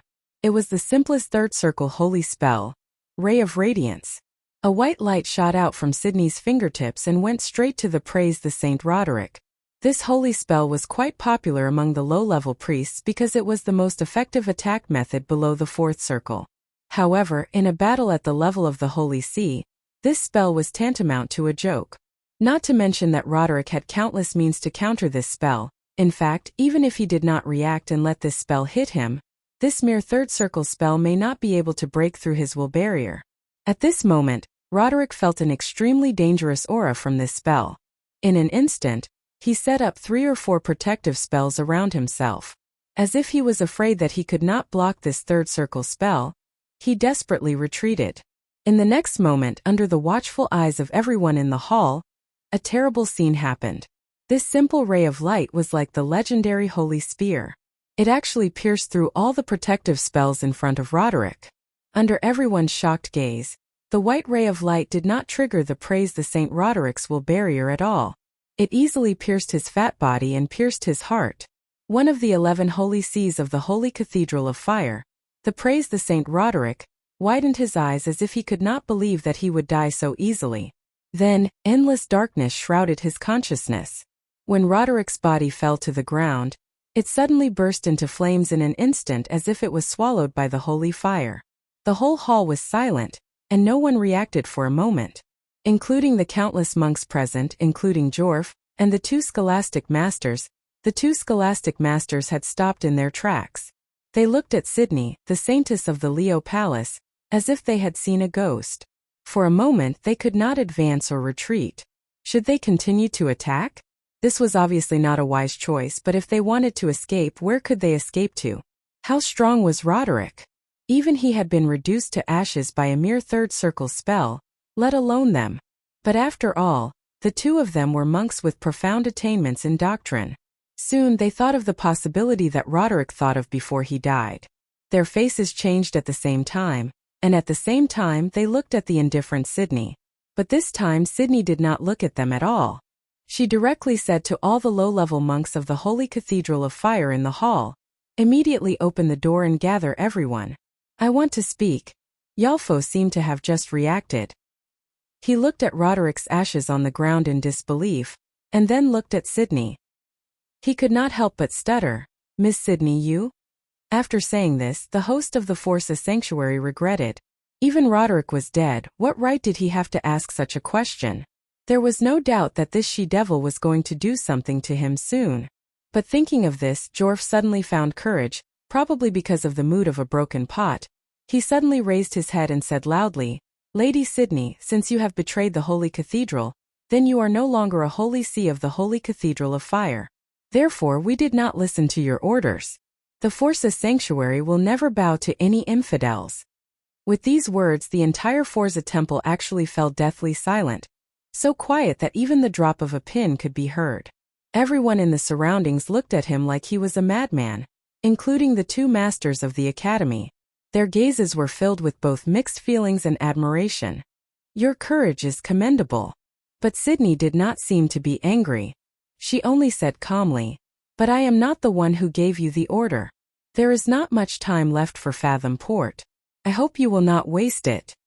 After saying this, she spread out her hands, and a shadow slowly rose from behind the statue of the Lion Palace Saintess. When they saw the shadow, everyone in the Forza Sanctuary was shocked. This is the Holy Sword Odorfice, the late king." Sydney's face was stern as she said coldly, "In the name of the Flame King Gretel, I declare that the Silver Queen is conspiring to divide the Holy Cathedral. All believers in the Forza Sanctuary and the parish of Fathom Port immediately submit to the spirit of the Holy Sword. Listen to my orders and start the Holy War." The two masters' faces were pale. Chapter 1039. The flaming blade, Odorfice, was hanging high above the main hall of the Fossa Holy Temple. The believers in Yalfo could even see a shadow behind the sword. The shadow was holding the sword in its hand and had a long dragon flame cloak draped over its body. Its back was facing the crowd. A strong emotion suddenly surged into Yalford's heart. It was as if he had seen the magnificent era of the past, but the sages and heroes were leaving them and drifting further and further away. The beliefs and pursuits of his youth, the worship of heroes, and his unwavering faith in the Holy Cathedral of Fire were all recalled. It was as if a voice flowed in his heart, and after decades of fermenting and treasuring, it was bitter and regrettable. Yalf's legs went soft, and he directly knelt down. As soon as he knelt, the low-level monks behind him also knelt down one by one. The two masters also knelt down in front of one of the four sages, King Gretel of the Cruise people. They were drenched in cold sweat, and they couldn't say a word. "We once made a sacred covenant." "What is our covenant?" "Thousands of years ago, we defeated the Dark Dragon and liberated Wone from tyranny. We are not saviors, but we only pursued freedom. However, thousands of years later, the Myrna Empire no longer exists in this world. Do we still have the right to say that we are glorious people?" The shadow of the Flame King Gretel didn't say a word. However, to the loyal believers of the Holy Cathedral of Fire, this question was in their hearts. Only those who had truly abandoned their faith could remain indifferent. Far away in the Holy Palace of Fanzan, a tall and imposing figure let out a long sigh. Her green eyes seemed to be able to see through the endless time, and under the intertwining lightning in the sky, everything that happened in the past, present, and future at the same time. The rise of the Myrna people and their fall, the destruction of the covenant between humans and elves, and the war between each other. It was like a cycle of 1,000 years, but this time the liberators had become the oppressors. In the elven court, Saint Tossel the Wind Empress also felt something. She stood up on a rock in the forest, and the two hunter sisters and many night spirits looked up at her. She frowned slightly and looked towards the direction of the wind in the west. Gretel, no matter if it was 1,000 years ago or 1,000 years later, you are still so upright. Everyone has changed, but you have always been the same." In the Forza Basilica, everyone was kneeling. Sydney looked down at these people from the altar. These people were atoning for their sins. They didn't do anything wrong, they just forgot their vows. She turned back and said to the Roman, "Lady Roman, you did a good job. You didn't let them spread the news, or else it would be a little troublesome. Now, please help me open the main gate. I need you to immediately announce this news to everyone. And if we dawn, we undead army." Yalford, who was kneeling not far away, heard this word. He was stunned and raised his head. There were 2 obvious streaks of tears on his face, but this priest didn't have time to feel embarrassed. He hurriedly asked Sydney, "Lady Sydney, what did you say about the undead army? Why is there an undead army near Fat Ten Port?" "You should know the history of the East Mets." Sydney looked at him and said coldly, "This undead army has been gathering since before the solar eclipse. They should have reached the east of the Golden Needle Valley, not too far away from Fat Ten Port. If you don't want to see Fat Ten Port become a living hell, you should act quickly and gather all the believers in the parish." Yalford's face changed drastically. He said, "How can this be? I understand, Miss Sydney. Please leave this task to me. This young lady is very unfamiliar in the parish. I can do it better if you leave this task to me." "Count me in too." Alamov stood out from the crowd. He first looked at the Roman, and when he saw that the latter had no intention of scolding him, he said loudly, "I'm the priest of the 3rd Street. My name is Alamov Shedal. Lady Sydney." Sydney looked at them and nodded. The 2 immediately turned and left to arrange the relevant matters. The statue of the Sacred Lady of the Leo Palace retracted her gaze and looked at the 2 masters kneeling on the ground. Yalford and the others could say that they didn't know the whole plan, but these 2 masters definitely knew the cause and effect of everything that happened today, including the Silver Queen's collusion with the undead. However, her gaze only lingered on the 2 trembling men for a moment before she coldly looked away. To be honest, if it wasn't for the situation, she had no interest in these internal struggles of the holy sanctum. "Lady Sydney?" At this time the Roman finally had time to interject. She had been curious for a long time. "Is this the Flaming Blade Oderfeis?" She stared at the Flaming Blade Oderfeis and asked, "This is the Flaming Blade Oderfeis. But I heard that it was damaged. Have you fixed it?" "Fixed?" Sydney shook her head. How could she fix the Flaming Blade Oderfeis? The sword spirit of the Holy Sword recognized Brando and merged with the latter. Only when the latter truly recognized the sword and the philosophy of the Flaming King Gretel could it be possible to repair the sword. As for now, the sword was only in a temporary state of activation. She couldn't help but think of what happened a few hours ago. "Lady Sydney, since we are already allies, and I'm about to go to war with Her Majesty as an ally, I won't be polite. There are some things that I may need you to do immediately." In the Imperial Army's camp, Brendel turned the hilt of his sword and knocked out the Kurlutz officer, then turned back and said to her. Sydney nodded and said, "Please speak. You should also know that the Silver Queen is in cahoots with Madara. Currently, there is an army of the undead moving towards Fathom Harbor. I need you to help me destroy this army of the undead. You want me to go to Fathom Harbor and gather the mid-level and low-level priests of the Holy Cathedral of Fire to form a group of priests to fight against the undead." Brando nodded and said, "The holy spells of the Holy Cathedral of Fire and Fanzin are the nemesis of the undead. Although there are many undead this time, most of them are low-level undead. I think that as long as the mid-level and low-level priests of the Fathom Harbor Parish work together and are not defeated individually, it will be easy to deal with them." Sydney thought for a moment and said, "Even so, if the scale of the undead army is too large, we will only have a chance to win when the power of the Golden Flame is at its most abundant.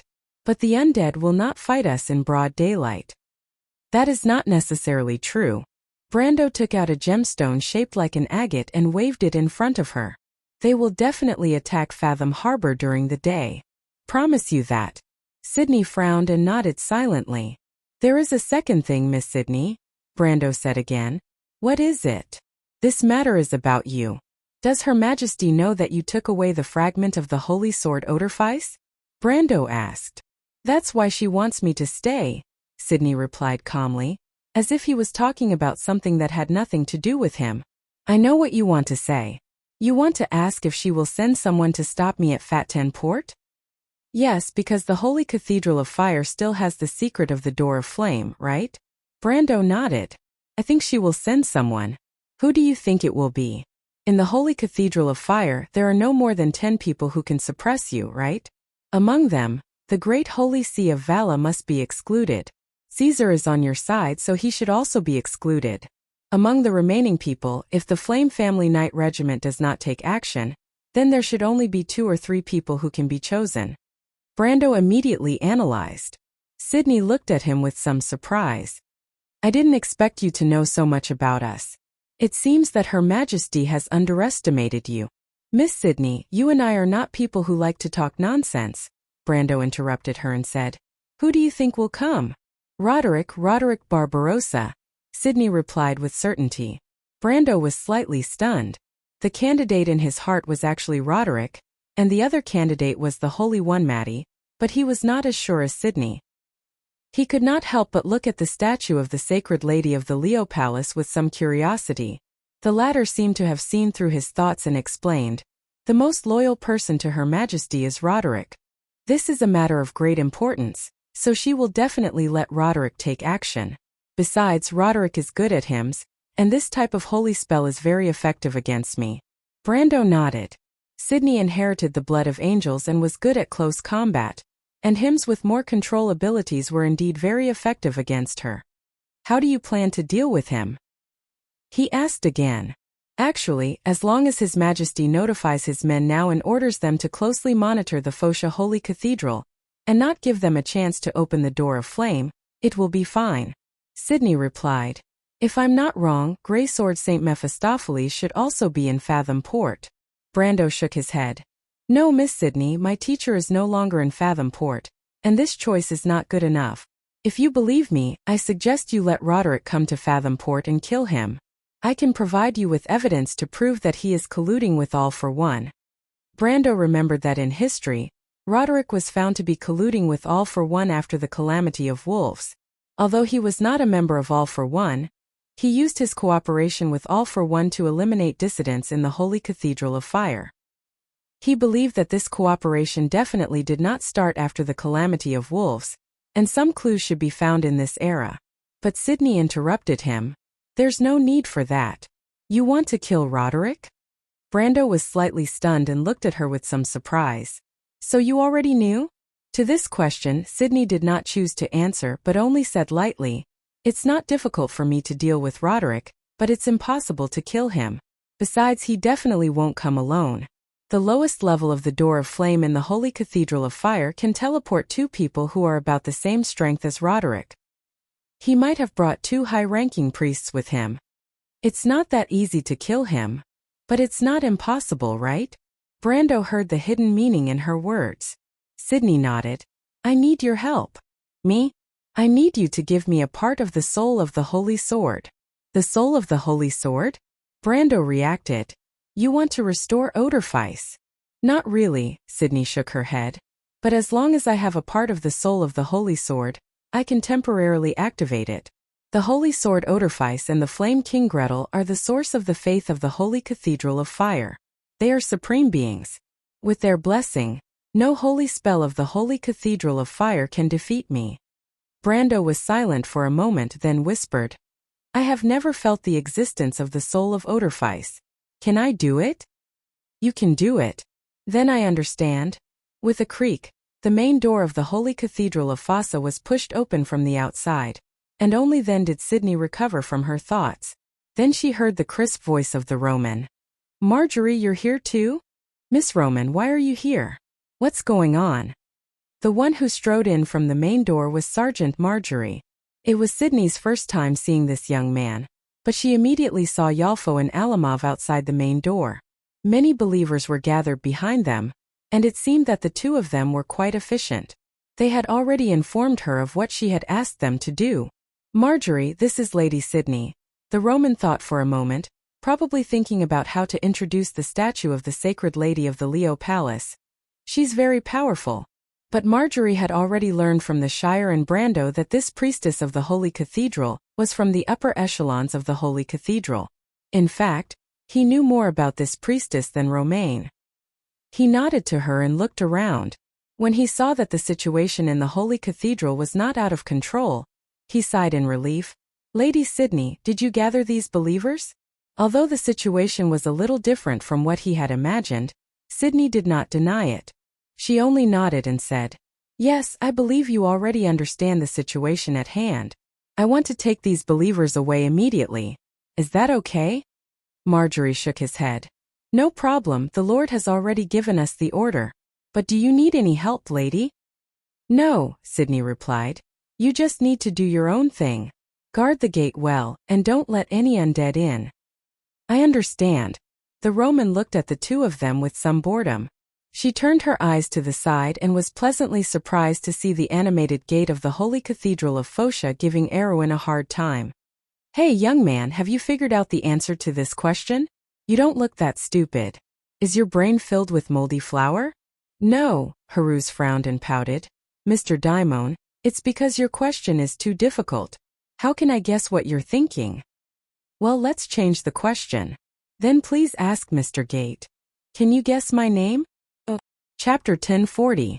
A gust of cold wind blew into the room, and Count Brill saw that the light of the candle had suddenly dimmed. "What's wrong?" He turned around and looked at his old friend, Ambunal, who was holding a bone staff and was in a gloomy state that made him uneasy. The Duke slowly opened his eyes, and there was a hint of dark red in his blue-gray eyes. He lowered his head and silently looked at the bone staff in his hand. Then, he gently let go of his hand, and the bone staff floated in the air as if it was held up by an invisible force.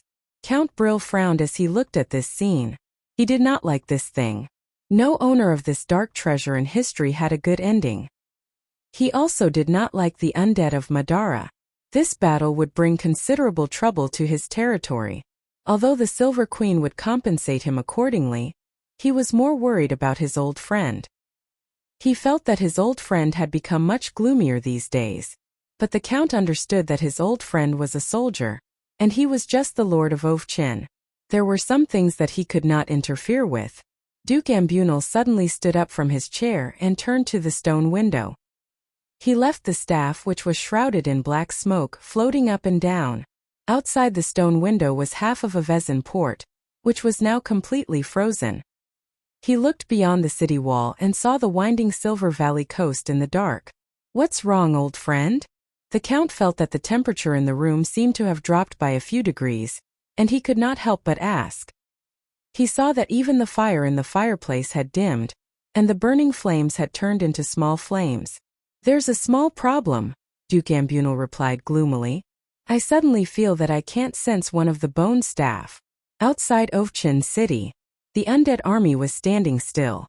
Under Brando's command, Krot broke the bone staff in her hand. A black light shot out from the broken bone staff and went straight into Brando's chest. Brando knew that there were a lot of things in his body, and this black light seemed to be related to the black pearl described by Haku, so he did not show any signs of fuss. He just checked his condition and found that there was nothing wrong with him. In addition to the power of the blood of the Dark God or the Black Pearl, there should be the soul of the Holy Sword Odorfice in his body. According to Sydney, it was the power of the Flame Pearl.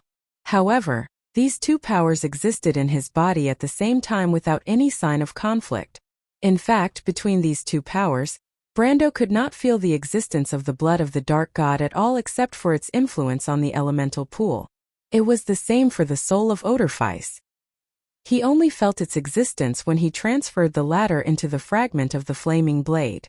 Normally, he could not detect it at all, and it did not even affect his fire elemental pool. As for why one could affect the elemental pool and the other could not, Brando vaguely felt that the difference between the two was that one had self-awareness, while the other did not. Odorfice was the sword soul of the flaming blade. In the Amber Sword, the so-called sword soul was actually the alignment of the Holy Sword, due to the influence of its master and experience. Although it could not be compared to true wisdom, at least it had the ability to judge.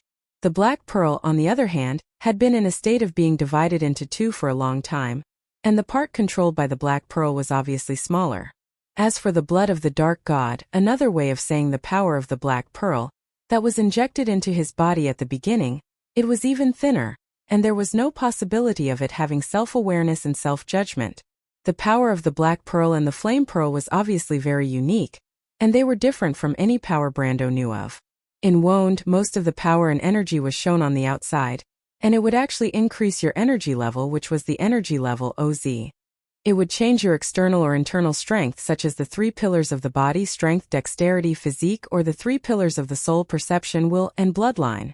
Although the elemental orbs had shown powerful miraculous powers in history, such as the terrifying lethality of the flaming blade and the frost chant, you could not feel their energy level. They were like magical items without any energy, which sounded like a paradox in itself, because in the world of Wound, the definition of a magical item was an item that contains some kind of power or energy. Not only the elemental orbs themselves, but even the power they contain seemed to have the same nature. After the bone staff was destroyed, Yuta and the others who were standing at the back immediately noticed the changes that happened to the skeleton soldiers around them. The thousands of undead that were still on the snow-covered shore of the Silver Valley suddenly rippled out, and in an instant, the undead army melted like snow. At the same time, Brando, who was silently looking at Ovachin's direction, felt something and narrowed his eyes. He gestured to Teru, and the young wizard immediately cast a spell. A water-like ripple spread out in the surrounding space, shielding the aura of the living. A little further away, some undead that smelled the aura of the living in the wind staggered and stopped. The undead army was collapsing and scattering in 2s and 3s, like lonely ghosts wandering in the wilderness. "My lord, I don't understand. Why did you destroy the bone staff?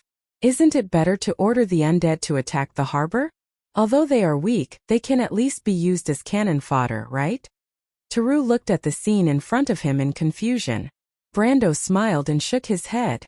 The thousands of skeletons that had not been strengthened by the undead's secret magic were useless.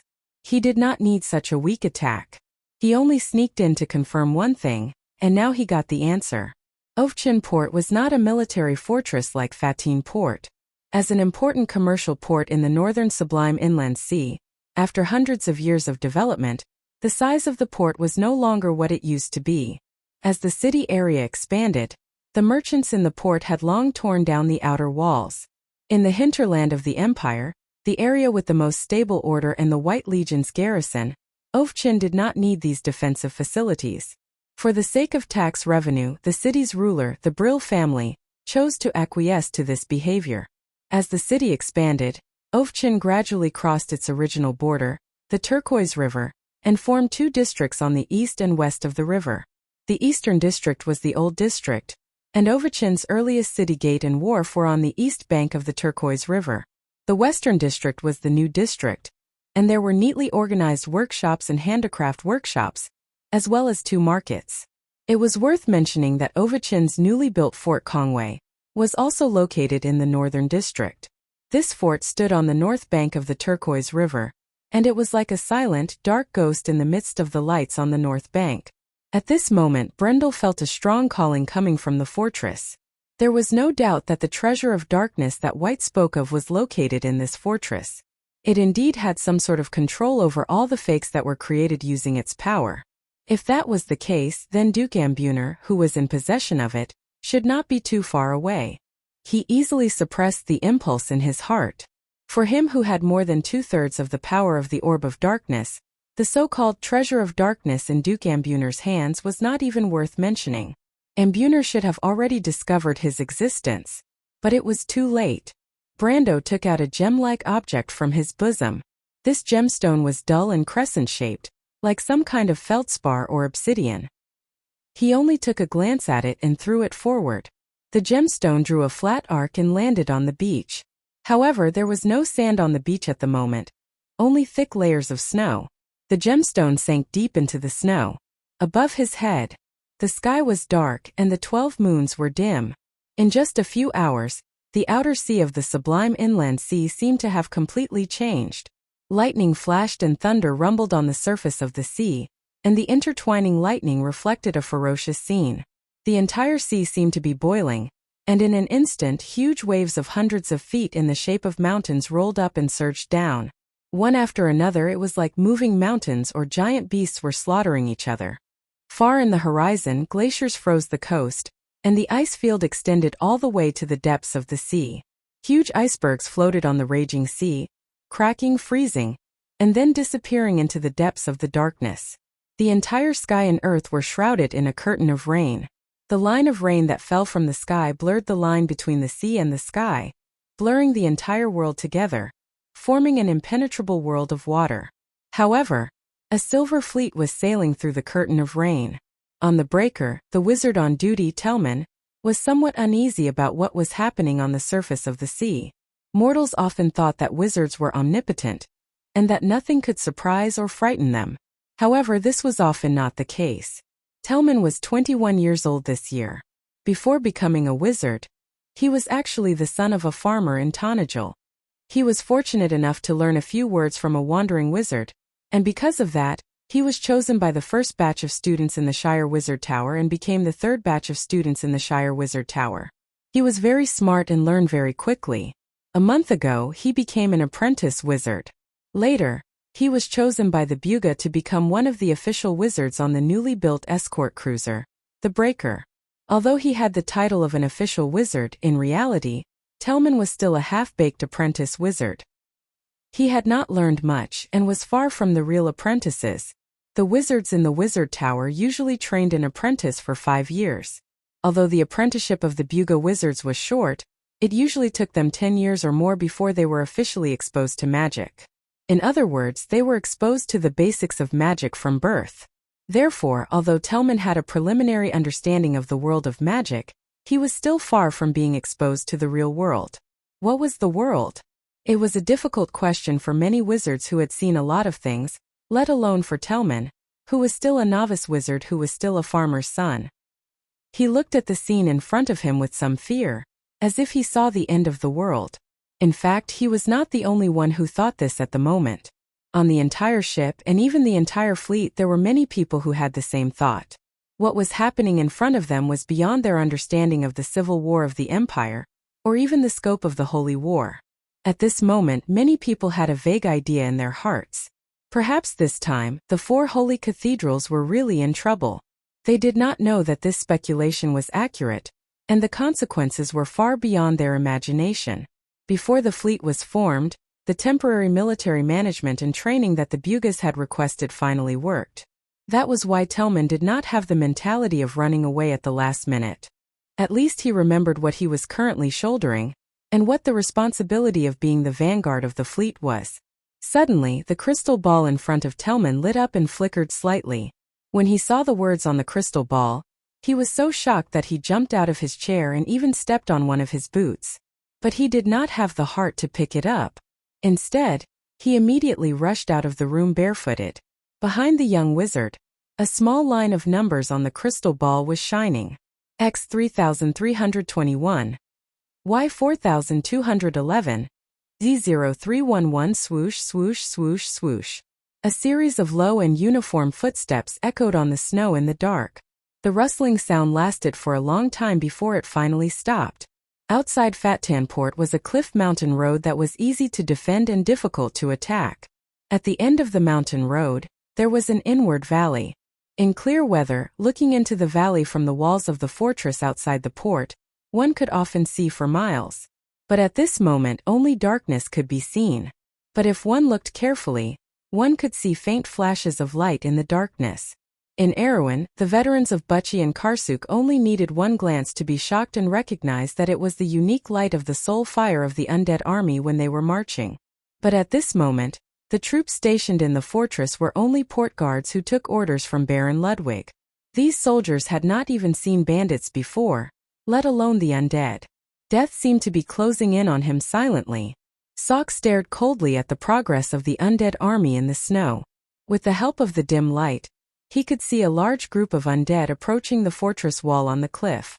The liches had already arranged 2 rows of skeleton archers in front, but there was still no response from Fathom Harbor. Those fellows must have thought that it was impossible for them to be attacked in such a bad weather. Moreover, This solar eclipse was originally accidental to them. At the thought of the solar eclipse, a hint of gloom suddenly rose in Sok's heart. If even a solar eclipse could be artificially created, his future days might not be as stable as he imagined. Furthermore, the current weather did not seem as simple as a solar eclipse. When he thought about the various signs that had happened in the Empire recently, it seemed that none of them were good omens. Troubled times were coming. Such a thought suddenly appeared in his mind. Chapter 1041. At the first moment, the fortress on the sea cliff path outside Fathom Port was declared lost. The guards on the city wall were caught off guard and were nailed to death by the nether steel arrows shot out from the darkness. Their blood froze before it could flow out. Under the command of the necromancer, the skeletons used siege weapons to break open the door. The soldiers in the barracks realized that they were in trouble, but they were already surrounded. The resistance in the fortress only lasted for a moment before it died down.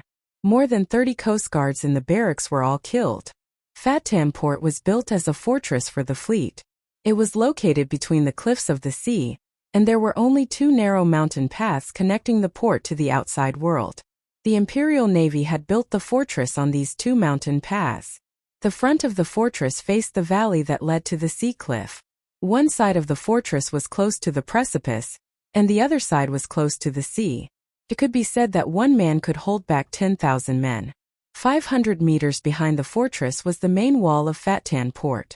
Between these 500 meters was still the mountain path and the beach, but the terrain was much smoother and flatter than the previous section. At this moment, Baron Ludwig and Delphian were on the main wall 500 meters behind the fortress. The wall was already filled with the White Lion Guards and Coast Guards, but under the orders of the Prime Minister's daughter, they extinguished all the torches and held their breath, not making a sound. It was dark on the wall. A few wizards cast a magic barrier to hide the breath of the living. Magic covered the entire section of the wall. The Baron looked at the sounds of resistance in the fortress a few hundred meters away. Then the fortress returned to darkness. He was very annoyed. He turned to Delphian and said, "Since you knew about the attack of the undead, why didn't you let them prepare in advance and give up the fortress? I know you have old grudges with the Erewhon, but you can't drag us down with you." His words were very unpleasant, but even 10 times worse could not make Delphian frown. She could not stand this stupid noise.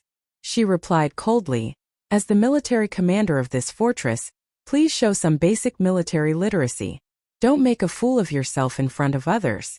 I didn't want to remind you, but I was afraid that you would embarrass the Empire in front of the guests." "What did you say?" Just as Baron Ludwig was about to lose his temper, Count Alcons hurriedly pulled him aside. He knew that although Ludwig was the owner of Fathom Harbor, in fact, it was the fleet commander stationed in the harbor who was responsible for maintaining the operation of the harbor and managing the fleet.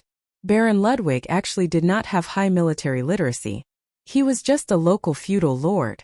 However, he had already seen through the intentions of the Prime Minister's daughter. She wanted to let the undead in so that the priests could have a chance to launch a fatal blow. Once they entered the narrow and rugged sea cliff mountain path that was more than 500 meters away from the main city wall of Fatan Port, they would not be able to leave easily.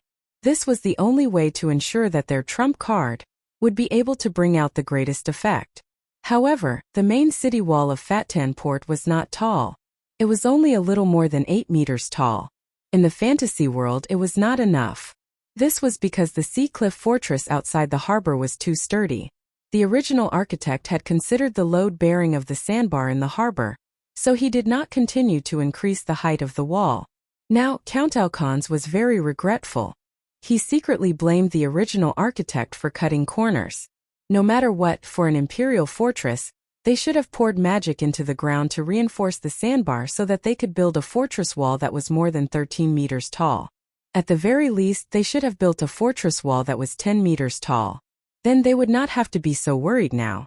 Moreover, although most of the distance from the main city wall of Fatan to the Sea Cliff Fortress was narrow Sea Cliff Mountain Path, near the main city wall, especially under the city gate, there was an open sandbar terrain, which was very conducive for the undead to deploy their forces.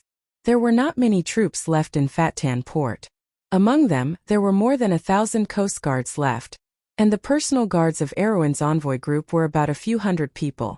If their trump card did not work, these few people could rely on the low main city wall and the unfavorable terrain to defend the port. Perhaps before the trump card could be moved to its position, the defense line would be in danger. However, he did not dare to express his worries. He only explained it to Baron Ludwig. After listening to the explanation, the latter calmed down and stopped talking. However, Enide, who was next to Eugenie, seemed to be a little reluctant. She questioned, "Even if that's the case, you should tell the people in front to retreat. That's more than 40 lives. How can you let them die in vain?" Delphine glanced at her coldly. Soft-hearted. You? Delphine thought for a moment and understood that she was still on the side of Erwin's people. She sighed and explained, "Even if I send someone to inform them, I'll give them the order to defend until the end. However, I know that they will definitely not do that. If they escape back, they will die under the sword of the military judge. It's better to let them be heroes without knowing it. At least, this result will be better for their families." Enide's eyes widened. She looked back in disbelief and asked, "Is that so, Chiara?" The little girl nodded helplessly. "Something like that." However, she immediately stared at Delphine and asked, "But more importantly, you want them to die more realistically, right?" "Something like that." Delphine also answered non-committally. "They are soldiers. I have the right to choose how they will die. As long as we can achieve victory, there are only stupid and wise orders in war. There is no difference between cruel and kind orders." It was snowing, and the snow fell on the faces of the girls present. Enide and Eugenie frowned. The elf and her pseudo-dragon leaned on the wall to look at the situation outside. However, because she was too short, she could only stick her head out of the battlements even if she tried her best to tiptoe. Chiara looked indifferent. Delphine's face was calm and indifferent. Raindrops slid down her smooth and beautiful face and slid down her ugly and uneven scars. Count Alcorn, on the other hand, agreed with this sentence even more. He thought that she was indeed the woman who was known as the flower of the empire. After all, she lived up to her reputation. At this time there was a slight noise in the darkness far away. Everyone present knew that the undead had opened the gate on the other side of the fortress, and were ready to attack Fathom Harbor. Delphine stopped arguing and turned around to give an order to the officer of the Coast Guard. "Knight Captain Charut." "Yes, sir. I order you to lead your men out of the city immediately and attack the undead. Launch an attack on Fort Seacliff. You must take back the southern wall of the fortress." "What?" Baron Ludwig jumped up in shock and growled from his throat. "Vicious woman, you can't give orders like this. How dare you let my men go out of the city and attack the undead that outnumber them by hundreds and thousands? You are crazy. We only have so few men. Do you really want to give up Fathom Harbor?" Alcorn frowned and tried to persuade her. "Miss Delphine, our forces are seriously insufficient. If we were at Fort Seacliff it would be fine. But here, if we go out of the city, we will have to attack from above. It is extremely disadvantageous for us both in terms of military strength and terrain." Delphine was not affected at all. She replied coldly, "Am I the commander or are you the commander? Let me remind you that my authority as the commander was given by both the eldest prince and Count Trentheim. I have the highest authority here, and you must obey my orders unconditionally. What, do you want to defy military orders, or do you want to defect at the last minute?" "You." Baron Ludwig's face turned green. "Do you mean that if you want us to die, we must obey unconditionally? First of all, I want to correct your mistake. I can't let my soldiers die for nothing. Secondly, you are right. Even if I want you to die, you must obey unconditionally." Delphine sat in her wheelchair in the rain and answered word by word. "Of course, you can object. I welcome you to ask the eldest son of the emperor for his opinion and remove me from the position of commander.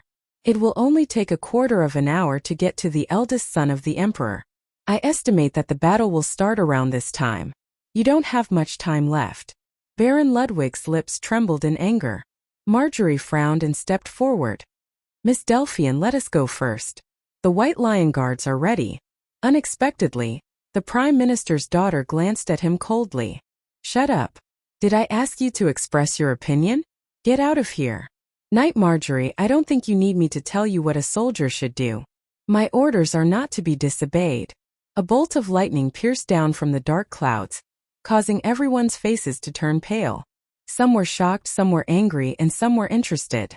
Only Delphine's expression did not change from beginning to end. She looked at Charette and asked, "Knight Commander, is it your honor as a knight that is causing you to hesitate?" Charette's expression changed. He glanced at the direction of the pitch-black fortress Seacliff and finally nodded. "I understand, Madam Commander." The process of taking down Fort Seacliff was smooth beyond imagination. The plan seemed to have achieved the desired effect. The residents of Fathom Harbor and the Erewhon people stationed there were not prepared at all. They must have been flustered by the sudden solar eclipse, and did not realize that the Empire would launch an attack at this moment. Sock was walking along a flight of stairs to the southern section of Fort Seacliff's wall. He then raised his head and looked at Fathom Harbor. The harbor was filled with lights. It seemed that many people had gathered on the streets because of the sudden solar eclipse. He was a subordinate of the White Legion's Raven Cavalry, a subordinate of the Great Knight Hayden. Hayden the Bull had always been the vanguard of the Legion, and this time was no exception. Sock and a few other knight commanders were mainly responsible for coordinating and observing the attack of the undead at the front line. According to expectations, the undead would form the first wave of the sneak attack because their abilities would be greatly enhanced during the solar eclipse, while the human legion would be severely weakened. With such an advantage, the undead would break through the outer walls of Fort Seacliff and Fathom Harbor and enter the street battle. It did not matter even if the battle turned into a meat grinder since they could afford it anyway. The main enemy of the White Legion was the fleet of the Bugas that was anchored in Fathom Harbor. From the beginning to the end, Duke Ambunal believed that the fleet anchored in Fathom Harbor was controlled by the Bugas. As for the Erewhon people, it was just a pretense. How could the Erewhon people have such a powerful fleet? Judging from the current situation, Sock observed that the situation at the front line was very good. He saw the skeletons opening the south gate of Fort Seacliff under the command of the Lich, and releasing a small group of skeletons to test the waters. These skeletons were glowing white under the reflection of the lights in the distance. They were arranged in a tight formation, and the Stygian steel swords in their hands did not glow at all. They were the perfect weapons for a night attack. The skeletons went down the mountain path, and further away, the main city wall of Fathom Harbor was pitch black. There was not even the slightest light, and there was no movement. The Lich in front of him sent back a message that there were only a few living beings on the city wall. This was also in line with his expectations. It seemed that this was indeed an undefended harbor, at least for now. But for some reason, Sock felt a little uneasy. He had told a few of his colleagues about this uneasiness, but he was ridiculed for being too cautious. In the words of the cavalry under Bull Hayden, being cautious actually meant being timid. Naturally, he could not accept this evaluation. Now, he came to the southern section of the wall of Fort Seacliff to verify his thoughts. But at least for now, it seemed that he was indeed too suspicious. Sock mocked himself in his heart. Perhaps it was because this battle was too easy, so easy that it was unbelievable. However, the 20 to 30 Coast Guards who were killed by the undead did not seem to know about this. It seemed that there was no trap in this. He stood on the city wall and took one last look at the direction of Fathom Harbor. He planned to walk down the city wall. It was too cold outside, and his colleagues did not want to stay in this terrible weather. They had already found a warm place to hide in the barracks. At this time, Captain Knight Charette from Fathom Harbor led a small team of his men to a place not far away from the southern section of the wall of Fort Seacliff. According to Delphian's order, they brought along a wizard. This wizard was from Tonagel, and was not very familiar with the others. He just silently maintained a breath of the dead spell in the team. Charette, who was walking at the front, made a gesture and the whole team stopped. Not far ahead was a small team of undead that was leaving the fort. Under the cold light, they looked like a forest of skeletons. There were more than 100 skeletons. Could not be helped. To the undead, this was a small team of skeletons. Charette frowned. The Coast Guards were not the frontline army of the Curlets.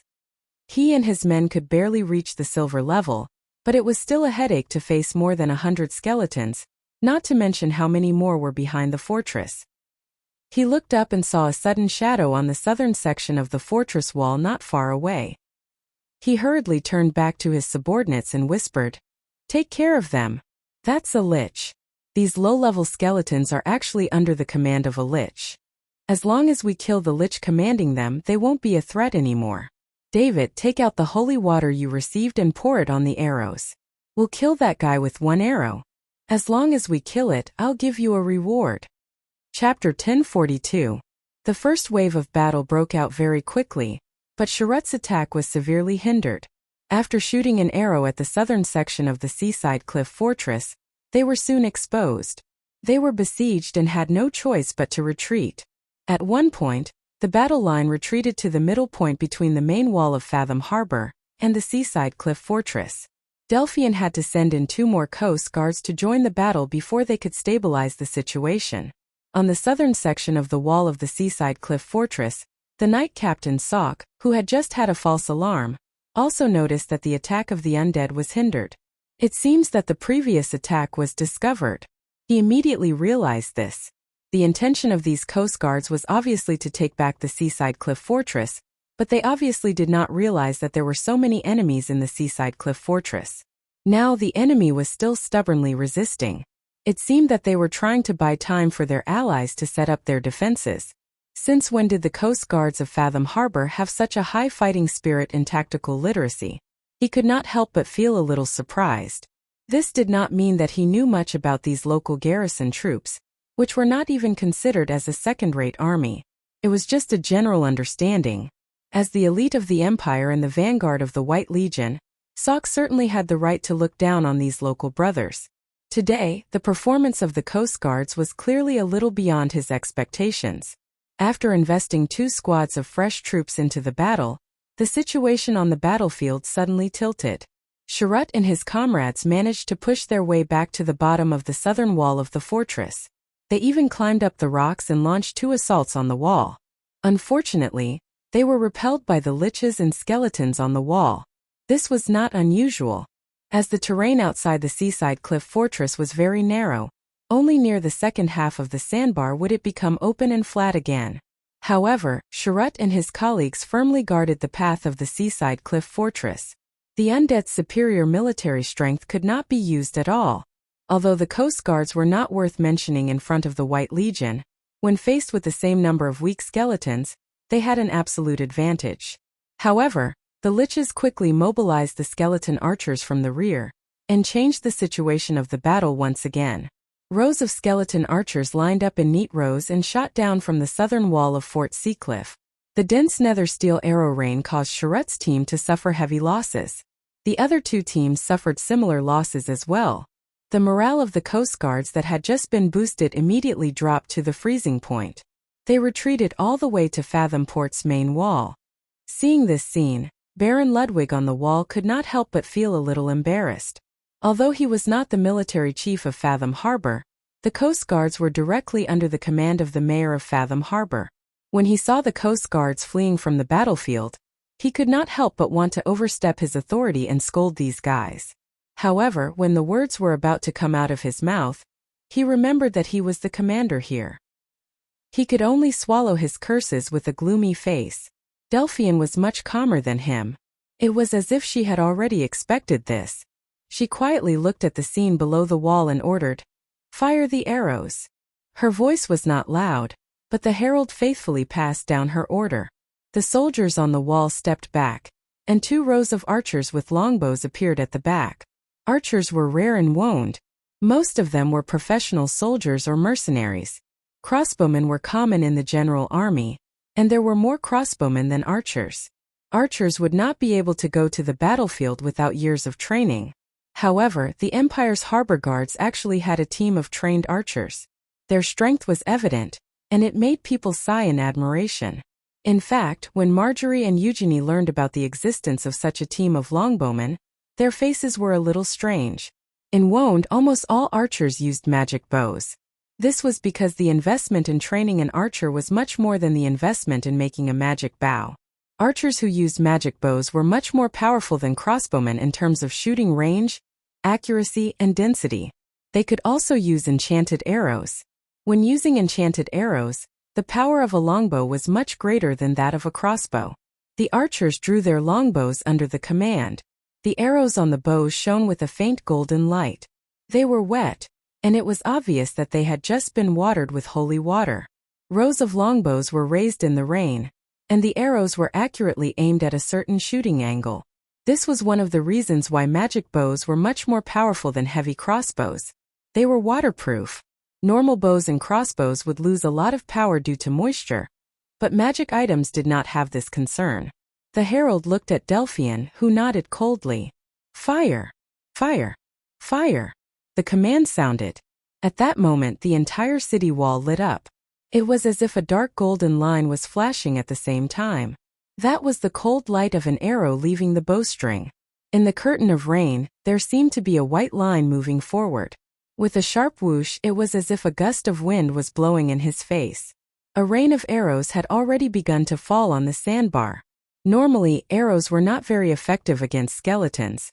This was because the arrows could easily pass through the holes in their bones.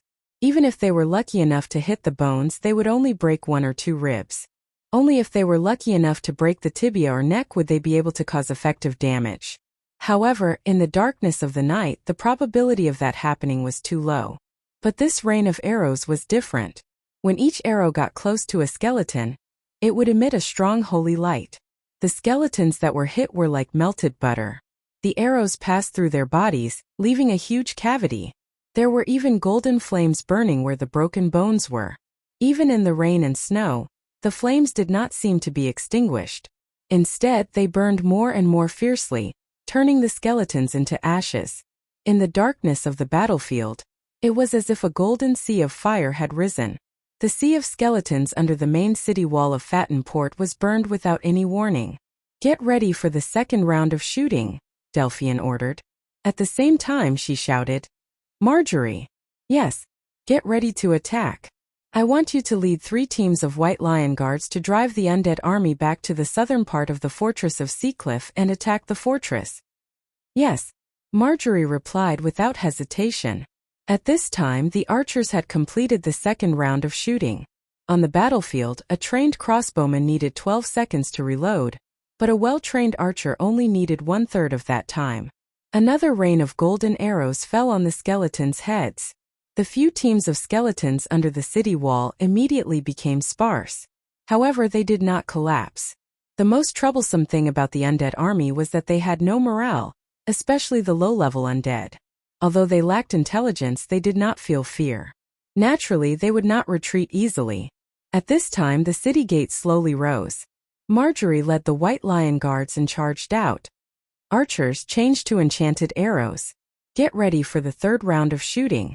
I want you to cover the rear of the undead army and cover Marjorie's attack," Delphian calmly ordered. "Miss Delphian, why do you want to change to arrows?" Earl Alcorn was anxious. "The attack effect of holy arrows is very good. There are still a few bullets left. Arrows have no effect on the skeletons." Delphian glanced at him and replied in an unfriendly tone. "Am I the commander or are you the commander? Follow my orders. Light the torches." The moment the main city wall of Fatten Port lit up, Sock knew that today's sneak attack had come to an end. He saw torches and braziers being lit one after another on the city wall 500 meters away.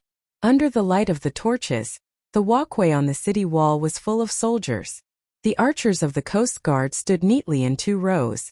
When the archers shot the first 2 rounds of arrows, he frowned slightly and subconsciously looked around suspiciously. However, when the third round of arrows flashed in the rain, Sock finally felt relieved. It seemed that the priests of the Holy Cathedral of Fire in the city did not gather immediately. The plan was well executed.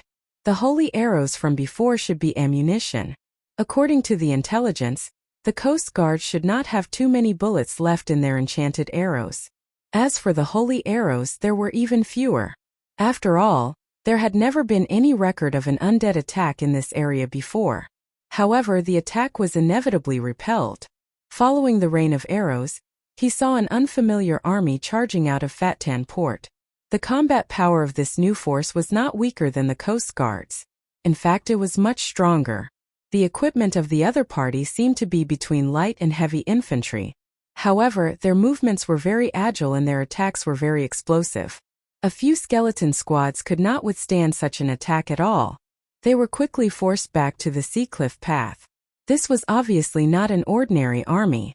The term White Lion Legion immediately came to mind. Duke Ambunal had made thorough arrangements before attacking Fatan Port. Of course, intelligence work was indispensable. Therefore, Sok was very clear about the details of Erewhon's people stationed in Fatan Port. Of course, even Duke Ambunal would not be clear about the difference between the White Lion Legion and the White Lion Guards in that small kingdom. He just hastily mixed the two together. The sneak attack was discovered and the attack was blocked. The battle that originally had the upper hand had unsurprisingly turned into a head-on confrontation. However, this was not beyond Sok's expectations. In fact, being able to take down Fort Seacliff so easily was already beyond his expectations. It might even be beyond the expectations of the commander-in-chief of this battle, Duke Ambunal. The Coast Guards and Erewhon's people could not rely on the low main walls of Fatan Port to defend. What they had to do was to break through the city gate in one go, and then throw the undead into the street battle. Of course, it would be best if there was no street battle. He hoped that once the city wall fell, the enemy who had lost all hope would disarm and surrender. However, judging from the intensity of the resistance at the moment, it seemed that this wish would come to nothing. Sok naturally attributed this to the fact that the eldest prince was in the city. However, he was not very worried because the undead were cannon fodder. Even if they were all killed here, no one would feel the slightest bit of heartache. Using the undead to deplete the blood of Erewhon's people, and the Coast Guards in street battle was obviously a good deal. As for the White Legion, Sok was very clear that they only had one enemy. He suddenly turned his head. The valley behind him was dark, but he knew that tens of thousands of undead were clustered there. Further away, there was the hilly area around the Golden Needle Valley. He did not know if Erewhon and the others were in position. He frowned silently. Ovchin Port, Fort Kongwei. With a creak, the door of the room was pushed open by an attendant. My lord, Sir Erewhon and his Griffin Brigade have arrived at the designated area. Sir Bernd and his Silver-Winged Knight Regiment also sent a magic message 3 minutes ago, saying that they are ready. Duke Ambunal retracted his gaze from the stone window. What about the Buga fleet? There is no movement yet. How is the battle at Fatan Port? The observation at the front line shows that the sneak attack was very successful. The undead vanguard took down Fort Seacliff in one fell swoop. However, the enemy's resistance is very fierce. The battle line is in a deadlock under Fatan City. Duke Ambunal frowned slightly. Without Fort Seacliff, the Erewhon's people won't be able to hold on for long. I will let the Madara people work harder. You may leave. Inform Erewhon and Bairn to be ready to attack at any time. Count Brill looked at the door that was closed again. He turned around and asked, Old friend. Don't worry, old friend. It's not a big problem. Duke Ambunal glanced at the bone staff that was floating in the air. I have already sent people to investigate. A few hours ago, we lost contact with Maroli and his men in the Golden Needle Forest. A fake bone staff also went missing together with them. I think the rats must have sneaked in. It's fine. The former frowned slightly and asked uneasily. The situation at the front line is fine. The situation at the front line is great. The Bugas would never dream of our plan. We can't blame them. I'm afraid no one in this world would think that Her Majesty has formed an alliance with Madara. Duke Ambunal was in a good mood. Madara's attack is more successful than expected. Without Fort Seacliff, the Erewhon's people in the port will not be able to save their lives. That poor count, he is being used by the Bugas without knowing it. But the Empire will not pity him. He walked to the side of the count's desk and picked up the flint and iron on the desk to light his pipe. He then took a puff from the pipe, squinted his eyes and sighed deeply. The rats that sneaked into Ovchin must be the scouts of the northern barbarians. Don't worry, someone will take care of them. This is not like you, old friend. You boast before the war is over. Count Brill seemed to be affected by the mood and laughed. Where is our cautious White Duke? This war has already ended, Brill. Duke Ambunal shook his head. The Bugas can't declare war on two empires at the same time. That being said, Count Brill reminded, don't forget that the Bugas have a fleet here. Yes, Duke Ambunal replied without hesitation. So we are waiting for their fleet.